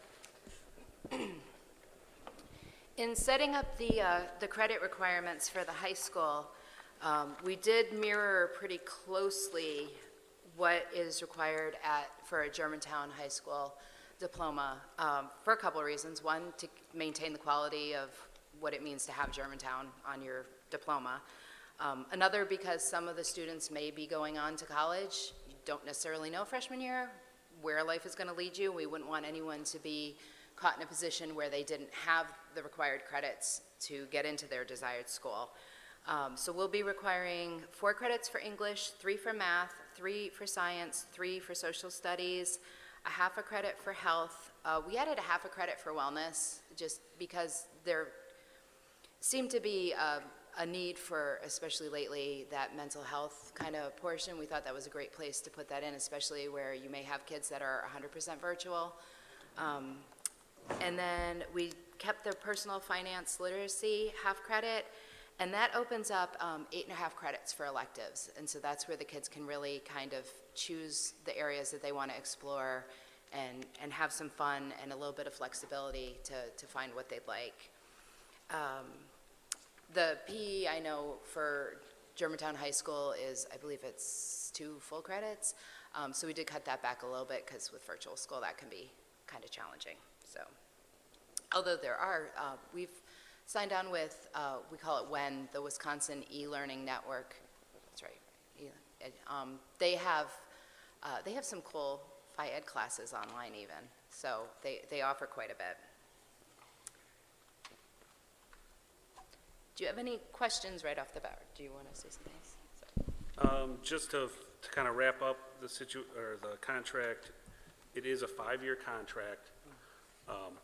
You'll see in there is steps to be in place for if we want to renew it. It would be a renewal for another 5 years. There's also steps in place for if you as a board feel something isn't working out between us, you can make a proposal that you would ratify on your end, propose to us to make those changes, and we'd have to ratify it on our end, and vice versa.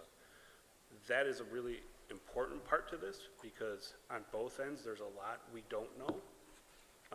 And we're gonna need to have a little bit of that flexibility down the road to adjust, potentially from year to year, or maybe dial in or dial back, depending on as needed. Other than that, I think if you have some questions. First, I want to applaud the both of you and your entire team for doing this. Yeah, I know you did a lot of heavy lifting. This is something that's been talked a lot in the past, so it's kind of neat that it's coming full circle. So hats off to you and your team. I do have some very specific questions, but I'll open up with, what will it look like to me? I'm a 6 through 12 student in your learning, and let's say I'm doing an apprentice or something like that. I want to log in at 8 o'clock at night. Who's going to be delivering the learning for me, the student? How is that going to work? I mean, are we going to have a teacher on the end just waiting for Bob to pop up and just say, you're here, now we're going to start learning? Or how's that going to work? Well, and you referenced Mandarin too. We don't have a Mandarin teacher or Cantonese teacher here. How are we going to source that? Well, that's where WEN comes in, to the Wisconsin e-learning network. That's where they come into play. So they provide curriculum and resources for that. This isn't designed for students who need, and there is a question process that's going to go on with parents and the students before they come into the school to make sure that they're aware of this. This is not a school designed for a kid who needs to sit in front of a teacher and have the teacher have that direct teaching. This is for students who are self-directed, have the ability to work on their own. This is going to be something where they will have set times where they check in with the teacher, and the teacher will answer their questions, give them directive on where to go next. So if you're taking a social studies class and you're learning about the Mayans, the teacher may say, okay, for this next lesson, what I need you to do is, whether they have a textbook or they're using an online course, but go and find out, these 4 things, answer these questions, we'll meet up again in a couple days and talk about it. So this is not ideal for somebody who needs to sit and have a direct teaching experience where they have interaction with the teacher every day for that class. Wonderful. And you referenced curriculum. We spent a lot of time talking about curriculum, and you've been in this room over the last year talking about curriculum. Who is vetting your curriculum from a transparency standpoint? So in the contract, the GVS Governance Board is vetting the curriculum as it comes in. That is actually spelled out, and I can find it here if you need me to, but it's spelled out in here. That is done at least yearly by the Governance Board itself, and that's part of the autonomy side, where we take role in that versus some of the other stuff that we have placed in your hands or the district's hands. So. Great. I do have some specific questions. If you want to field them right now, can I share them with you? Yeah. Okay, on page 2, and believe it or not, I did spend quality time editing this or looking at it. You talk about face-to-face learning, and you reference 2 classes.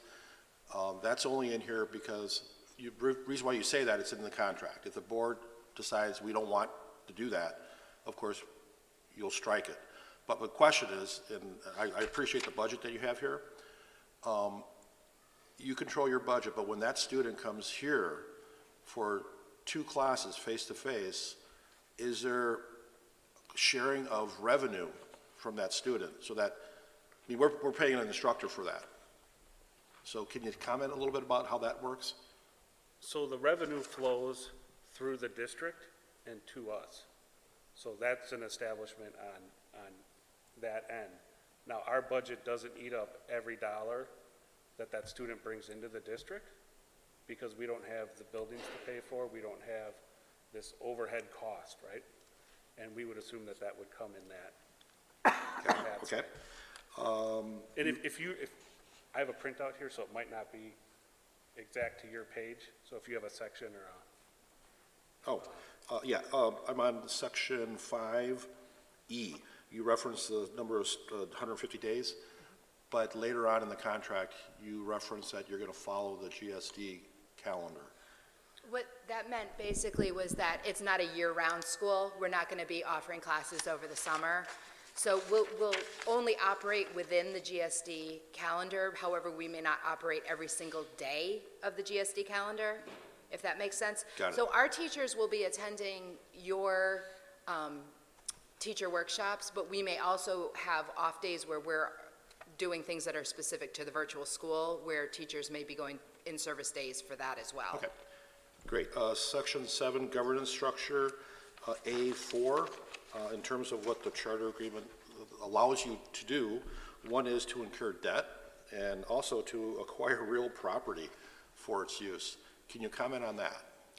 Well, things like the students are going to need, we've talked about Chromebooks, what level of Chromebooks they might need as opposed to just like a regular laptop, but different things that are acquired for the students to use or for the teachers to use in order to better teach virtually. Got it, I get that. We need the tools for our kids to learn, but where does real property come in? Where does what? I'm sorry. Number 7. Number 7. 7A7, to acquire real property. To me, that's acquiring land and possibly building a building. No, or I leasing. think it means physical things as opposed to like programs, like like digital. That's how I interpret it. Yeah, we need to call that out, yeah. Okay. I don't think it means real estate. Okay, That's what real we need to property provide more was, too. clarity on that, yeah. C, principal. Now, I'm really gonna ask some stupid questions. We assign you a principal, or this is gonna be a new FTE that we have to pay for? How does that work? It will need to be an existing principal, especially if we only have 50 students that are spread out 6 to 12. So this person's gonna do double duty then? Or we're gonna take a principal out of one of our schools and say, you've got this principal, you got to backfill him or her? They're not going to be like, 50 students isn't going to require the same level of dedication as a principal of KMS. So it will be, there will be some added, but you don't have that, again, the things that go on in a physical building are not things that they're going to be dealing with. I know, but we need to make sure that we're aligned, not only with our HR team, but also with the board in terms of what actually that means. Correct. Because if we launch in the fall, if we need to have that conversation with our existing staff to see if they even want to do it. And if they don't want to do it, what's our plan B? But if they do want to do it, is it 25% of their time? And are we going to be compensating that principal, when we should, for additional work that they're doing? So we need to have that, make sure that we have a plan going forward on that. Bob, if you don't mind, because Yeah. I have a question on that one as well, is if your goal is to have 250 students year 5, that would definitely require its own principal. Yes, it would, but at that point, we're bringing in a lot more money as well. So it hopefully will balance out. So then you would be paying for your own principal? Yes. Okay, so then that will need to be in the contract. That detailed information to me would need to be in there, right? Like, if you get to X amount of students, then you guys will be covering the cost of the principal. No, Well, but they're no. still employed by by Germantown. Well, okay, I get that, but from a staffing standpoint, we really need to know that because we just can't flip a switch and say, okay, this principal's going over there because we don't operate that way. You know that. Correct. So this principal isn't set up to run just that, right? That's where this lead teacher position comes in. Okay. Now, that is a The position brunt that of will work. need to probably be hired or shifted from one of your current teachers.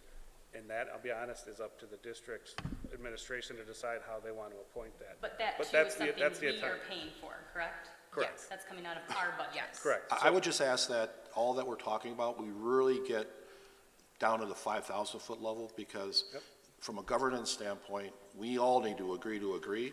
But if we don't agree and we're having this conversation 6 months into the agreement and we're gonna say, well, that's not what we talked about. If it's, I think Nick even said this, if it's in the contract, it's in the contract. And what we don't wanna do is create a wedge or an issue where we get disgruntled, you get disgruntled, and we enact the cancellation. We don't wanna do that, because we want this to be a success. It's gonna be pretty cool when we get this thing launched. But I do have some more questions, okay? Governance, section 7, talked about the principal. We're over on to, C, you reference host school. What does that mean? That would be the building where the students are taking their physical classes. So if you have a student who's taking welding and they come into the tech ed department in the high school is considered the host school. Got it, okay? Going So, on and to, just to note on that, tomorrow we'll be taking a tour of both the middle school and the high school. At both locations, there will be an on-site room set aside for this school to host students. So if you have a student that's taking an in-person class, or two, and they have some time in between, they can go to that classroom and partake in their online learning, and vice versa. Your students that would be partaking in some of the GVS curriculum could attend that room at that time. okay. Page 6, section 12, admission requirements. I think I know the answer for this, but for the benefit of those watching in this room, you reference no tuition. You know, GVS is voluntary and no tuition is being charged. So the question from a budget standpoint, how are you getting your revenue? The same way you do for your students that come to the brick and mortar school. Got it. Section E, children of GVS full-time staff and governing board members may be given a preference for enrollment, but not limited to no more than 10%. I will not support that because that's favoritism. I understand that. So I would suggest you strike that. Okay. Section 13, budget responsibilities. Benefits as well as that, strike that. I think we talked about that. I'm almost done.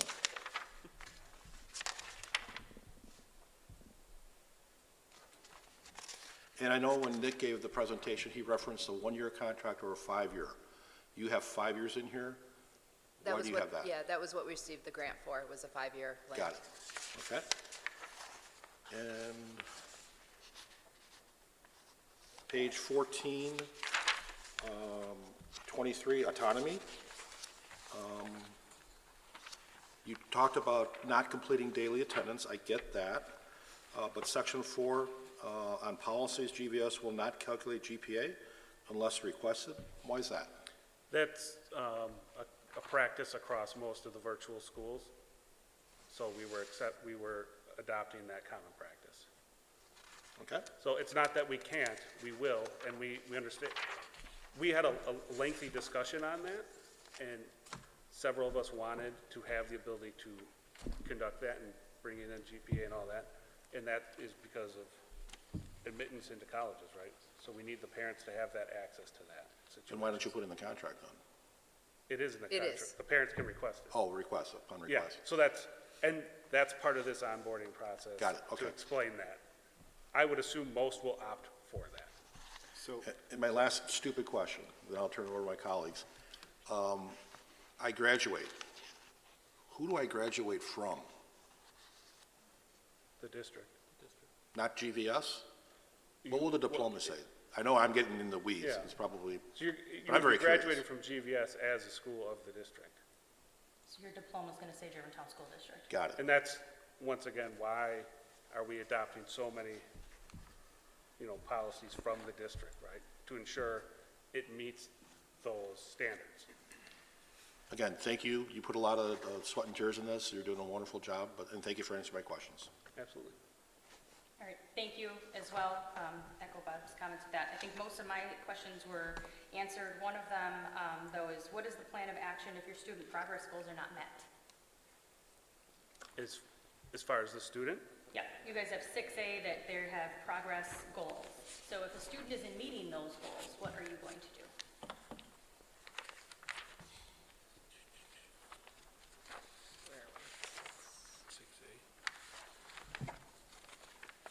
I'm looking for the exact section and the exact wording on it, but there is a,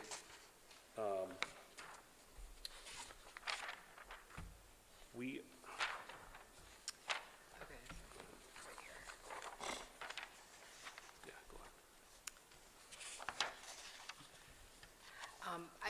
As with most students, I think what we would want to do is identify it before we get to that point and work with the students. It's more of something that we're shooting for as opposed to if you don't meet this, you're out.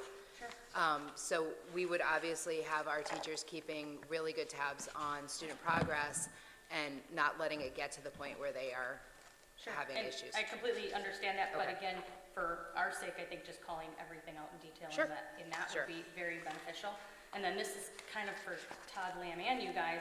I know you said that obviously the school isn't meant for students that need to be in brick and mortar. What if you come across that, and you find out that one of these students needs extra special help? Are we going to be tapping into CISA 1 for that? Do you have a budget for that? Have you thought about that? My understanding is all of the special ed services would be offered to these students as they would to any, and that they will come through the Germantown District services for that as well. Okay, Todd, you're here, right? So my question then would be, I don't know if in the budget you put a side mark away, right, for potential CISA dollars? I don't know. What are your thoughts? Is that even needed? I mean, obviously, we'd prefer to budget something in there if there is a student that needs services, whether it's sign language interpretation, or interpreter, excuse me. But why would this be handled differently than if you had a student with those needs at MacArthur or at KMS? It's a cost. So I'm trying to figure out, is that a cost to us pulling that CISA stuff or to GBS? Well, and to add on to that, to exactly your point, we just did open enrollment with 0 new special education seats, and what happens if you do open enrollment and accept a student that has special education needs? Now we're on the hook for that. Which we want to service them, but then we have to make sure the funds are there to help budget them, right? correct. Yep, and once again, that's where we need to understand that the funds that we're bringing in, the expenditures that our school incurs, isn't that total sum, right? So you have added funds to your district because of this project. And then that's where we'd have to understand some of that money has to be applied in those manners. I guess with the 5-year plan, it'll be interesting to see if one outweighs the other.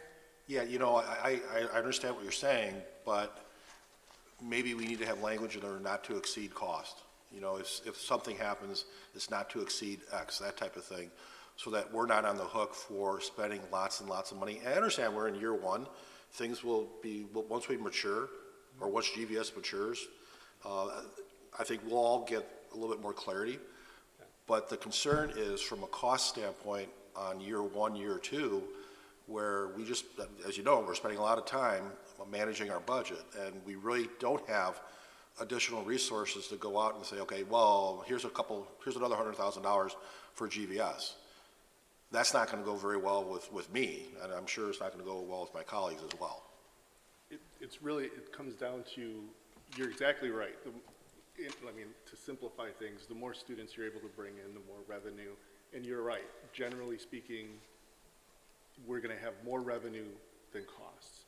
But it's very possible that year 1, year 2, if we're lucky to break even, if you will, that's actually probably pretty good. It's probably exceeding expectations in reality.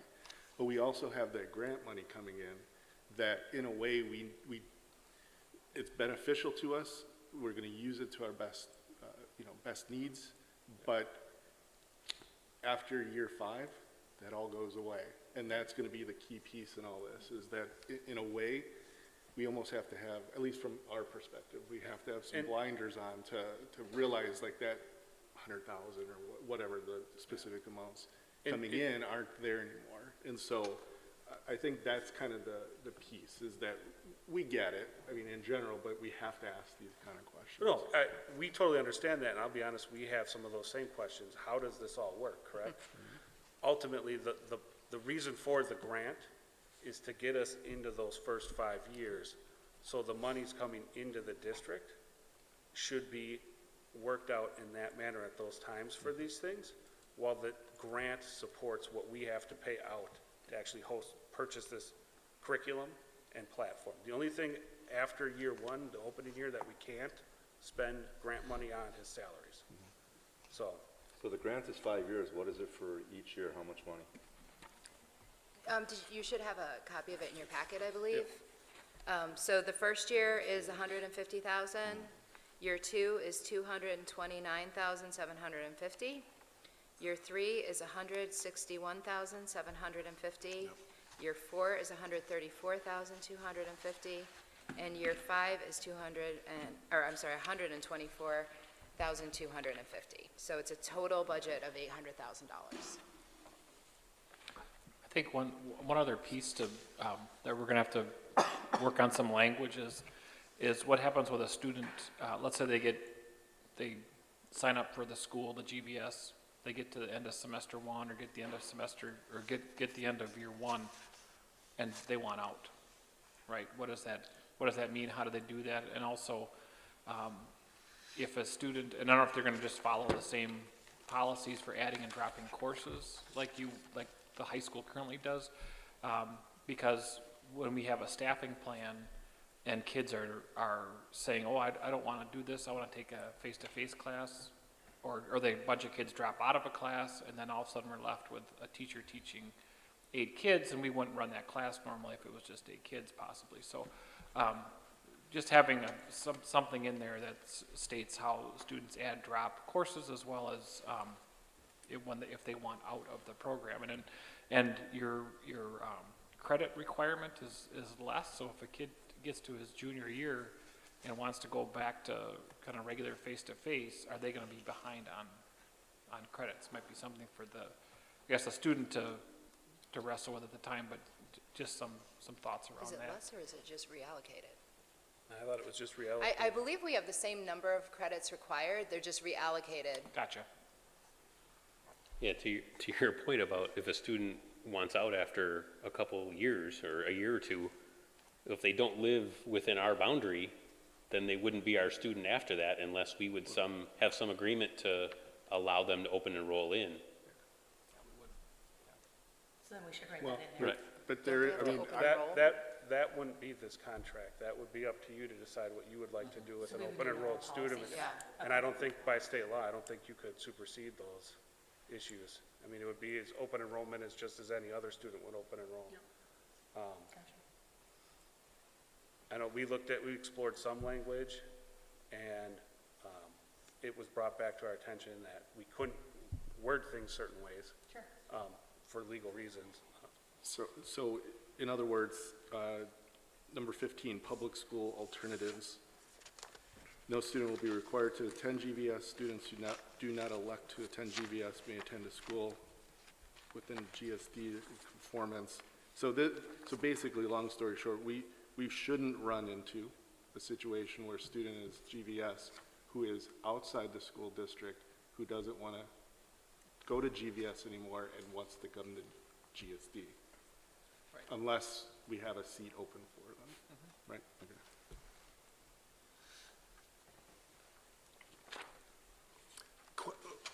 You're capping first year at 50. Why? When this is virtual? Span of control. Growing pains. Yep. Okay. And this is open for any student in the state of Wisconsin, correct? Yes. Technically, it is open Yes. to anybody to apply for it. Now, if it goes above that 50, there's a lottery system in place. And part of that 50, not that it was arbitrary, it was actually taken from some other, when we first started looking at this, it was from several other schools that were doing it, because also if 50 of our own students that are currently in our buildings want that option, we're not making any money on those. You know what I mean? We're not getting outside students enrolling, and so we're just shifting where those resources go, but it's not a money generator. But part of that is also, this is an option for kids. It's just giving them a different approach to learning, and though that's the whole concept behind a charter school, is that there's They can try some things that maybe benefit all of our kids and that we can transfer into kind of our day-to-day. And a couple things that are happening, I've always heard them happening in theory, but they're actually happening in different places. And one, schools are looking at 4-day weeks with a 5th day virtual, and also they're looking at 8 to 1 school days with 2 or 3 courses being asynchronous for kids in different districts. And a lot of that has to do with staffing, has to do with just seat time, you know, kids, again, that mental health piece of sitting in school from 7 to 3 or whatever it may be. So this variation on what the school day looks like is going to start changing, I believe, across the country. And this gives us something to play with down the road as well, see how it goes. This might be kind of a dumb question too. There's no dumb questions. So there is zero, because of the way the contract's written, there is 0 elementary school plans for virtual, correct? Correct. However, and we haven't had these conversations with GVS, but let's say there's a student in 4th grade or 3rd grade who has a medical condition who needs virtual, we can support that possibly through the WEN network, or we also have Wisconsin Virtual Academy as option for students. So we do have ways to support a student if they're homebound for some reason. There's also another piece in here, 12 admission requirements, letter D, similar to Bob's point on letter E where regarding full-time staff. GVS will give enrollment preference to current students at GVS, makes sense. This group will be exempt from the lottery, makes sense.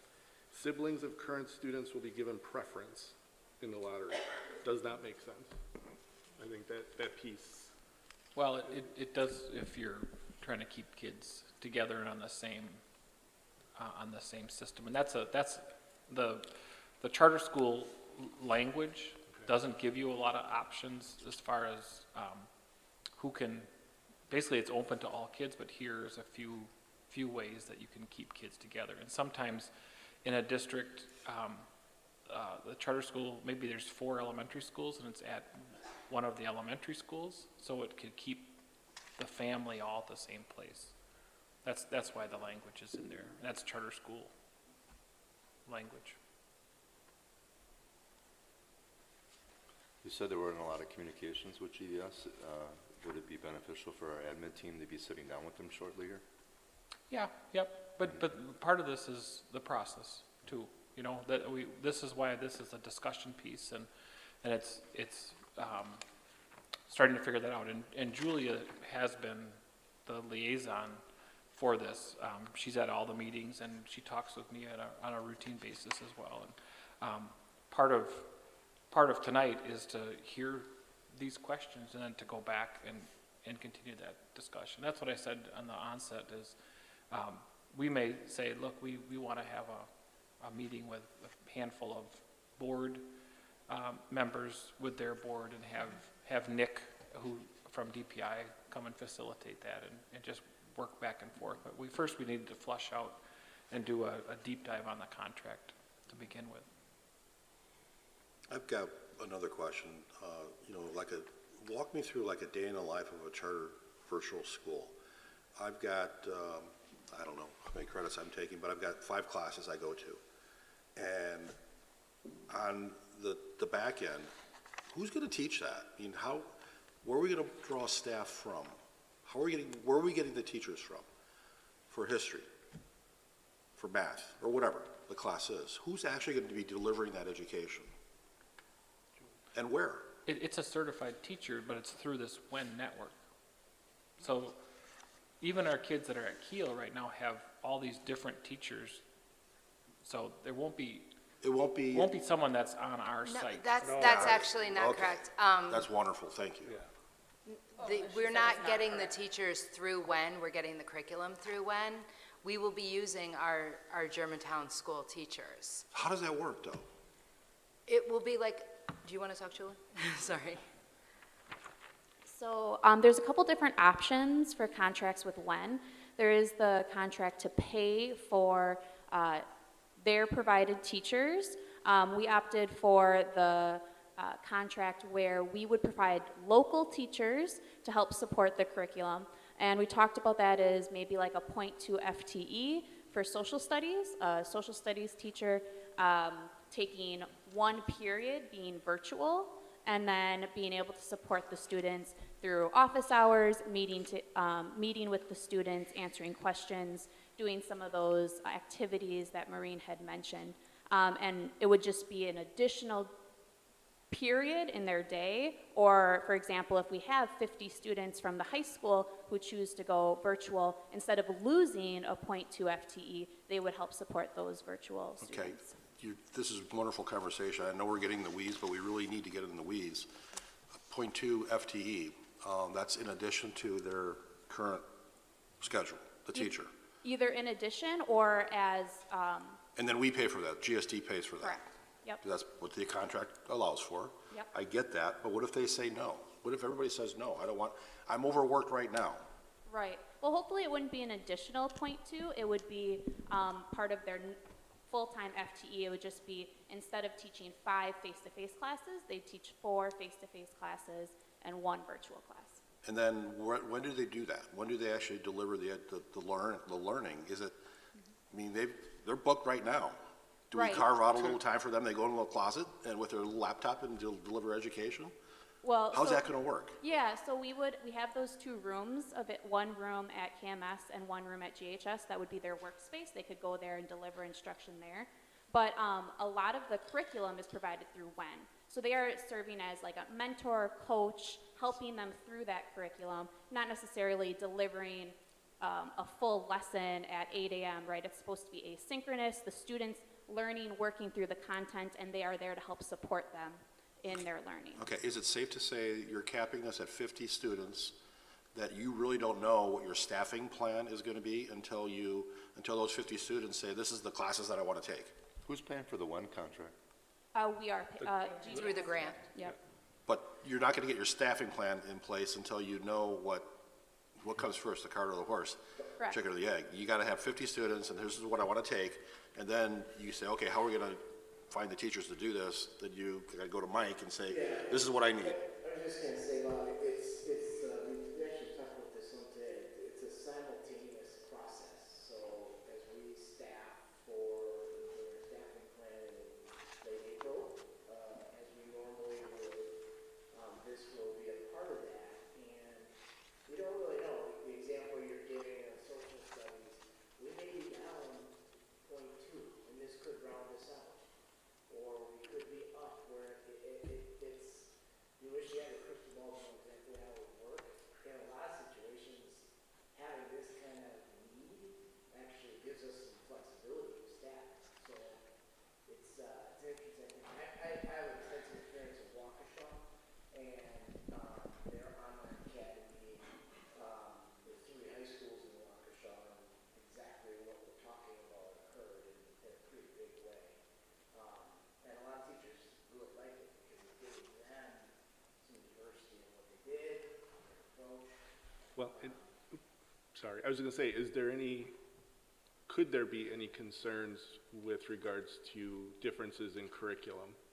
Where if we're utilizing our staff, our curriculum is A, and theirs with whatever they're leveraging is different enough, where the approach, the topics, the way that they approach that particular course, I mean, what kind of concerns with that? Because, I mean, I'll leverage what was mentioned earlier during public comments. We provided, for instance, our current staff we've tweaked the schedule to give them some additional work days. Where does that come into play? Because obviously, if there is any sort of significant difference, not only do they have to prep for their GSD classes, but they'd also have to adjust their schedule appropriately for GVS to assist with them, at least. This is as much a question for teaching and learning, but I would say that the process of 2, there's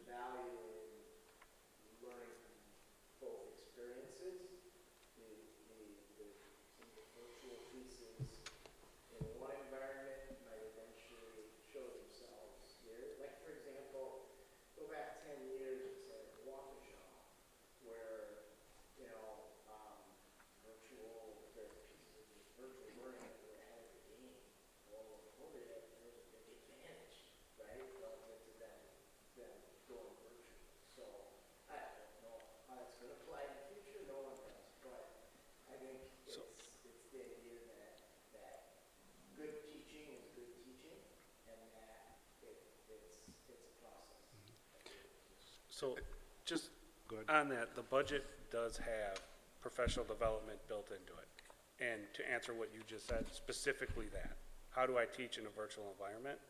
That training is scheduled, I believe it's gonna be scheduled throughout the summer. That'll come out of our, grant. So what percentage of classes are gonna have a GSD teacher versus something like Mandarin, which we don't teach today? They're gonna have to get, you're gonna have to get a teacher from somewhere else. I should not have used Mandarin as an example. If we have a student, or let's say we survey our language teachers and we say, is anybody comfortable supporting a student who wants to take Mandarin? If someone says, oh, actually, I took Mandarin as a minor in college, and yeah, I'd love to, great. If everyone says, no, I don't want to touch Mandarin with a 10-foot pole, then we won't offer Mandarin. So that was probably a bad example on my part. So there's also a course catalog that they're developing right now on the education committee side of GVS, that it's not, I throw a dart at the dartboard on what classes I want to take. These are the classes we're able to support and we're offering. And then we would find out who's going to take what from there. And is that in cooperation with our administration to say that we can support what you want to offer? That's why we have a Julia or a Cindy involved in our side. That's also why a lot of these questions are why so much onus is put on GSD, because to make the decisions that they have to make as far as staffing, it can't be encumbered by the board-to-board interaction, amend the contract for this to that. They need to have that ability on hand, is seeing the enrollment side of it, and then applying it to, this is the staffing I have to gear up or be involved with. My understanding is how that came about.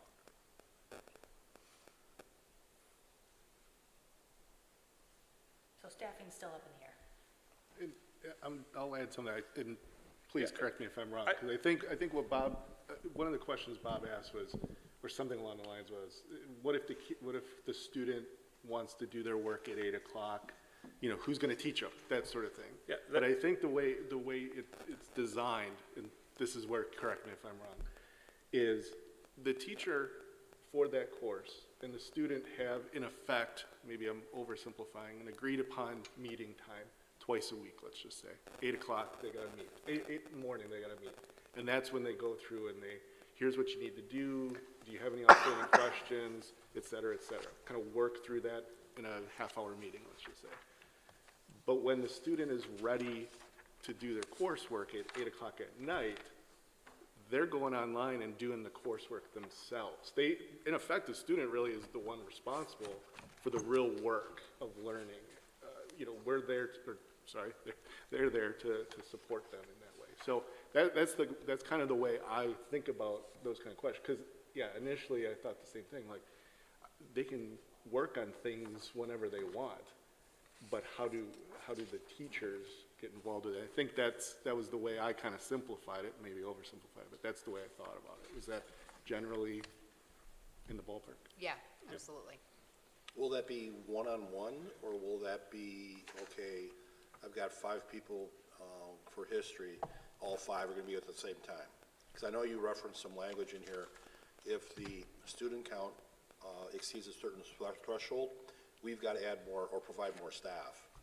So is that going to be like, because I'm thinking virtual, you could have 200 people online and fielding questions back and forth in a text box, that type of thing, or is it just one-on-one with that student and that I think that's going to depend on specifically on the class. I mean, not every class is going to run the same, but you don't want to think of this as a teacher at a chalkboard talking to a class. That's not what this is.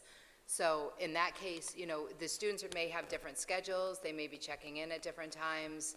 They may not all be in the same place at the same time, even if they're taking the same class. So that's why so it's going to be more one-on-one. And my concern with that would be if you get more and more students, we're going to have to provide more and more staff for that one-on-one learning.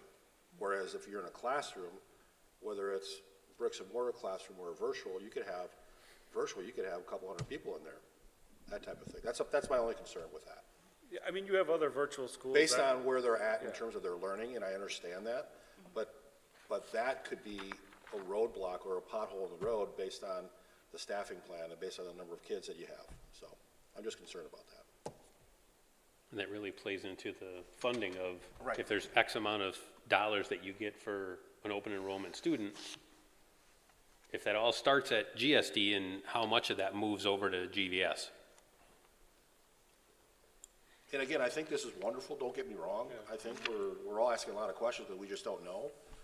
We need more clarity, but I think this is gonna be wonderful for the community and our students when you guys launch it. It's gonna be pretty cool. I can't help Bob, but you're referencing, it does relate specifically to staffing. When you think about traditional brick and mortar schools, making stuff, like maybe there's a class average of, say, 26, 27 to 1 student teacher. Typically, in an online environment, that ratio is higher. So, you know, to project what would happen if those ratios were consistent that way, it would potentially maximize.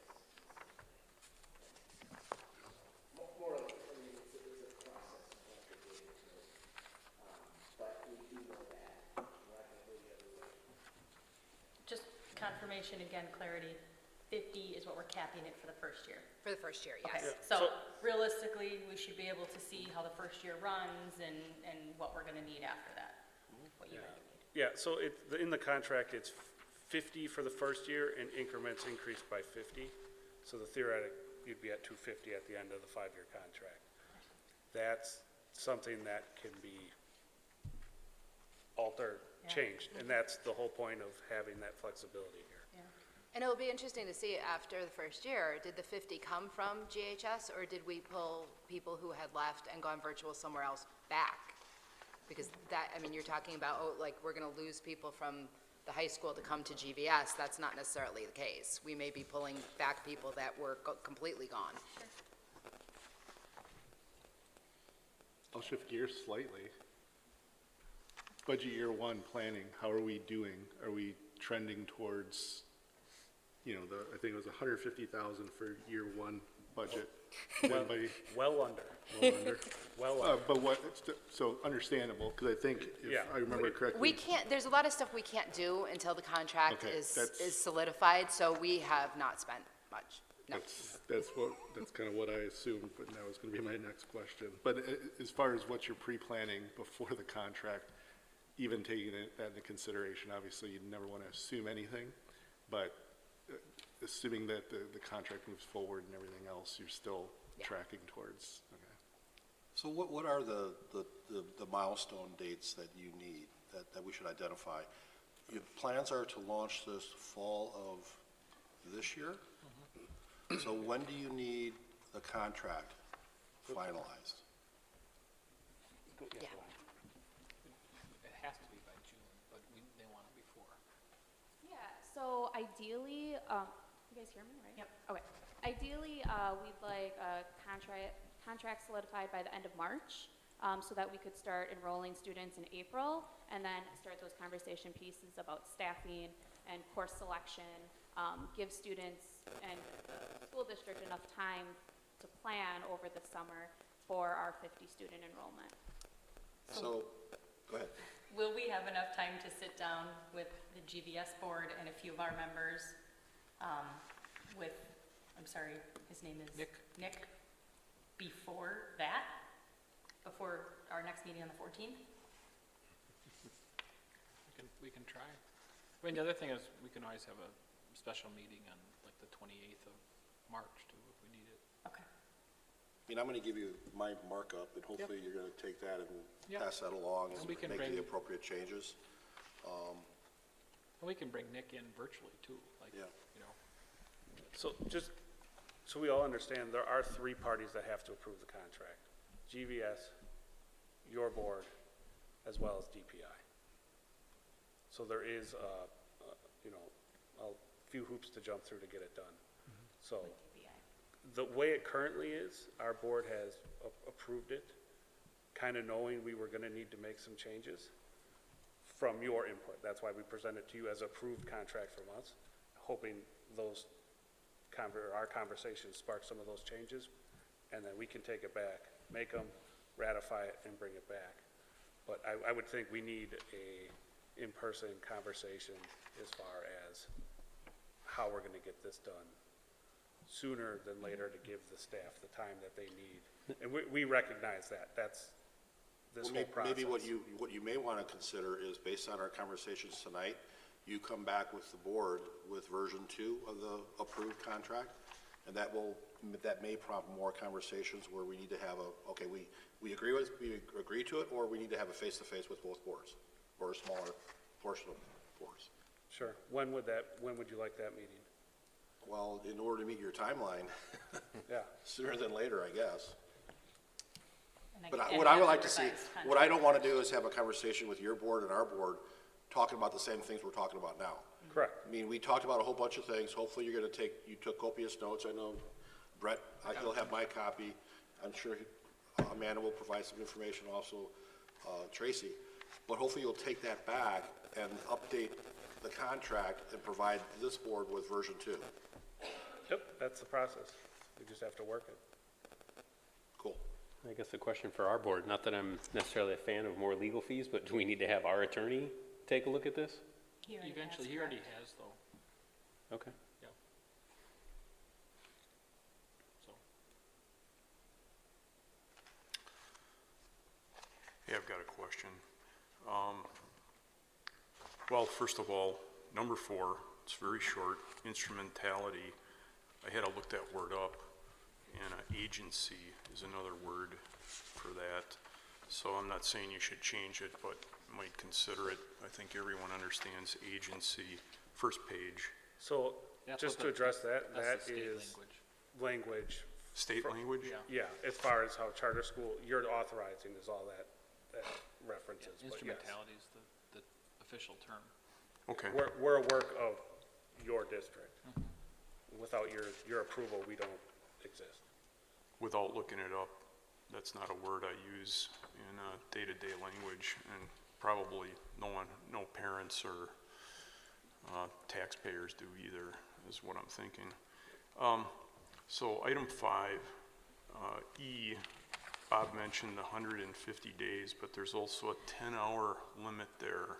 So what happens, I think the 10-hour limit is so if a student hasn't done anything all quarter, they can't, try and do a 24-hour cram and finish their class. What happens at 10 hours? As far as like the documentation of the 10 hours? Well, does the WEN network shut down? Does it shut them off, or you say they can't be on for more than 10 hours? So I'm a little familiar with this, mainly for online safety training, and at 8 hours, they won't allow me to do more than 8 hours. You can imagine what a day of safety training, 8 hours, and it might be 3 days worth of training, but anyway, it just shuts off, it kicks you out of the website and you're done. So my question is what happens at 10 hours? Are they on their own, or? Well, the way it's written is that the teachers, says ensure its teachers are available for at least the applicable number of hours specified. So the teachers would then be unavailable after 10 hours. And that goes to kind of some of the other questions in regards to how does this teacher staff, quote unquote, this classroom, right? It's obviously not going to be at 8 o'clock at night, most likely. This 10-hour window would have to come into play, and that's to assist the teachers from being overburdened or take on more than, they're enthusiastic about it, correct? And they're overwork themselves in that manner. Or having an unreasonable student who thinks that they should have office hours at 11 p.m. Okay. I think, it's getting a little late. Maybe I should just scan my notes in and send them to you. Does that sound like a good idea to everyone? Yeah.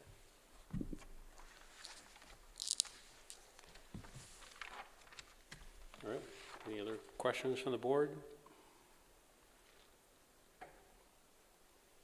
Brett, you think you can put together notes from everyone and bring back a version 2? Yep. All right. We'll get Nick involved, and we got a virtual meeting for the virtual school on Friday too, to be able to ask some of these questions as well, how they navigated them. Okay. I think for the question of the lawyer, I did read every word of this contract, and you know, you do get into some legalese, as I call it, and I can read the words, but I don't necessarily know if they're legit or not. So I think having the lawyer look it over overall, you know, is a good idea. All right, moving on. Item 9B. Well, thank you, GVS representatives. Appreciate the time. Yes, thank you. 9B, discussion and action to approve teacher contracts. Mr. Nowak? Thank you. Thomas Blumer, as a mathematics teacher at Germantown High School, we're recommending him for this position to a limited term contract that is a result of two FMLA leaves that actually are adjacent to one another. This is an 89-day contract, $19,037. We ask that you grant approval. Move to approve the contract as presented. Second. Any discussion? Yes. Mike, I know we've chatted about this before, about providing total compensation for us in our peer districts. Any challenges finding people to backfill or like for this position, was it difficult to fill? This particular candidate is an ideal candidate for this type of position. It's a relatively inexperienced teacher that has the experience, has had some experience in other districts, and yet can be coming off the limited term one. So we actually were very fortunate to find him. But this very well could have been a more difficult. And the reason why I say that, and this is rather broad, and I think I could talk about it because of the contracts and the costs associated. I mean, I just went online. You could get a job at Uline as a warehouse worker, $22 an hour.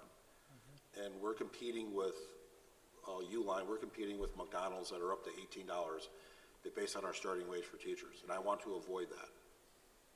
Yeah, I agree. To ensure that we get quality people teaching our kids. There's really two pieces to this. This is a limited term position. It's some would call it a long-term sub kind of role. So it's just that it's limited. It's not going to be ongoing. That's a little different relative to looking at total. I understand. I'm putting that out there. Other side here, exactly. I'm just putting that out there. No, and I think that's why you're seeing some of these districts do, like, they're paying the teachers the same amount, but having an 8-to-1 workday, so their hourly goes up, you know, and then someone else is handling some of the asynchronous or the 4-day work week with a virtual kind of asynchronous day just to, again, up the hourly. But that's a great point. Thank you. Any other discussion? All those in favor say aye. Aye. Opposed? Motion carries. Item C, discussion and action to approve retirements. We have two retirements to bring forward. First is Susan Clymer, principal at Kennedy Middle School. She's requesting that the board accept her decision to retire at the end of the 21-22 school year. Susan has served as principal at Kennedy Middle School for the past 10 years. Prior to her current position, she served as an assistant principal in assistant principal roles at Berlin Eisenhower Middle School for 3 years, and at Athens High School in Athens, Ohio for 2 years. Her career also includes 21 years of teaching music at schools throughout Ohio. On a side note, Athens High School, Mrs. Clymer let me know, is the alma mater of Joe Burrow, Cincinnati Bengals. There you go. Secondly, Lisa Kurth, science teacher at Germantown High School, is requesting that the board accept her decision to retire at the end of the 21-22 school year. Lisa has taught at Germantown High School for the past 15 years. Additionally, she's also taught for 20 years at Catholic Memorial High School in Waukesha. We ask the board approve the request for retirement at the conclusion of the 21-22 school year for Susan Clymer and Lisa Kurth, and thank them for their many years of service to our district. I'll entertain a motion. Move to approve the requests for retirement at the conclusion of the 2021-22 school year for Susan Clymer and Lisa Kurth, and thank them for their many years of service to our district. Second. All right, Tracy and Bob with the second. Any discussion? All those in favor say aye. Aye. Opposed? That motion carries. Item D, discussion and action to approve donations. Dr. Stousen. Yes, I'd ask the board to accept the following 11 donations. The first 5 are all for the greenhouse project / green space project. Mr. Mark McClellan, who's the environmental club advisor, and the leadership, one of the leadership Germantown groups are working with them, and the leadership Germantown group will be presenting at the next board meeting of some of the work that they've been doing and kind of what the plan and where the phases are, and asking the board to approve the next several phases. But the first donation is quite amazing. $50,000 donation from Johnson's Nursery for the greenhouse project, $3,000 donation from Germantown Kiwanis Community Foundation, $600 donation from Charles Ritzenthaler, $250 donation from Gary Anderson, not the former Badger coach, and $350 donation from Gerald Bruger. And again, all those are for the greenhouse green space project. The next 5 donations are all for the autos program at the high school. $3,000 from Collision Foundation, a $2,000 grant from Collision Foundation, a dual action sander donated by 3M for the autos program at the value of $1,000, a 2004 SUV Honda CR-V vehicle from Mr. Chiavelli for the autos program with a declared value of $1,300, and 4 vehicles for the autos program from Kirchen Auto Salvage Auto Parts and Recycling with a declared value of 0.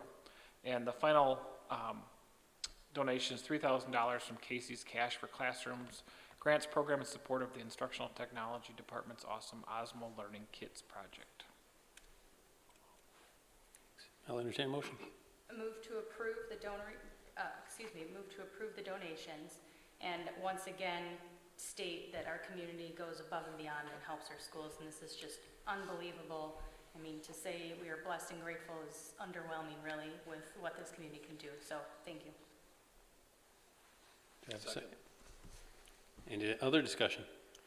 Yeah, I'd like to thank all the donors also. I actually read this 3 times, and I still couldn't hardly believe the donations that I was reading here. So they're all very generous.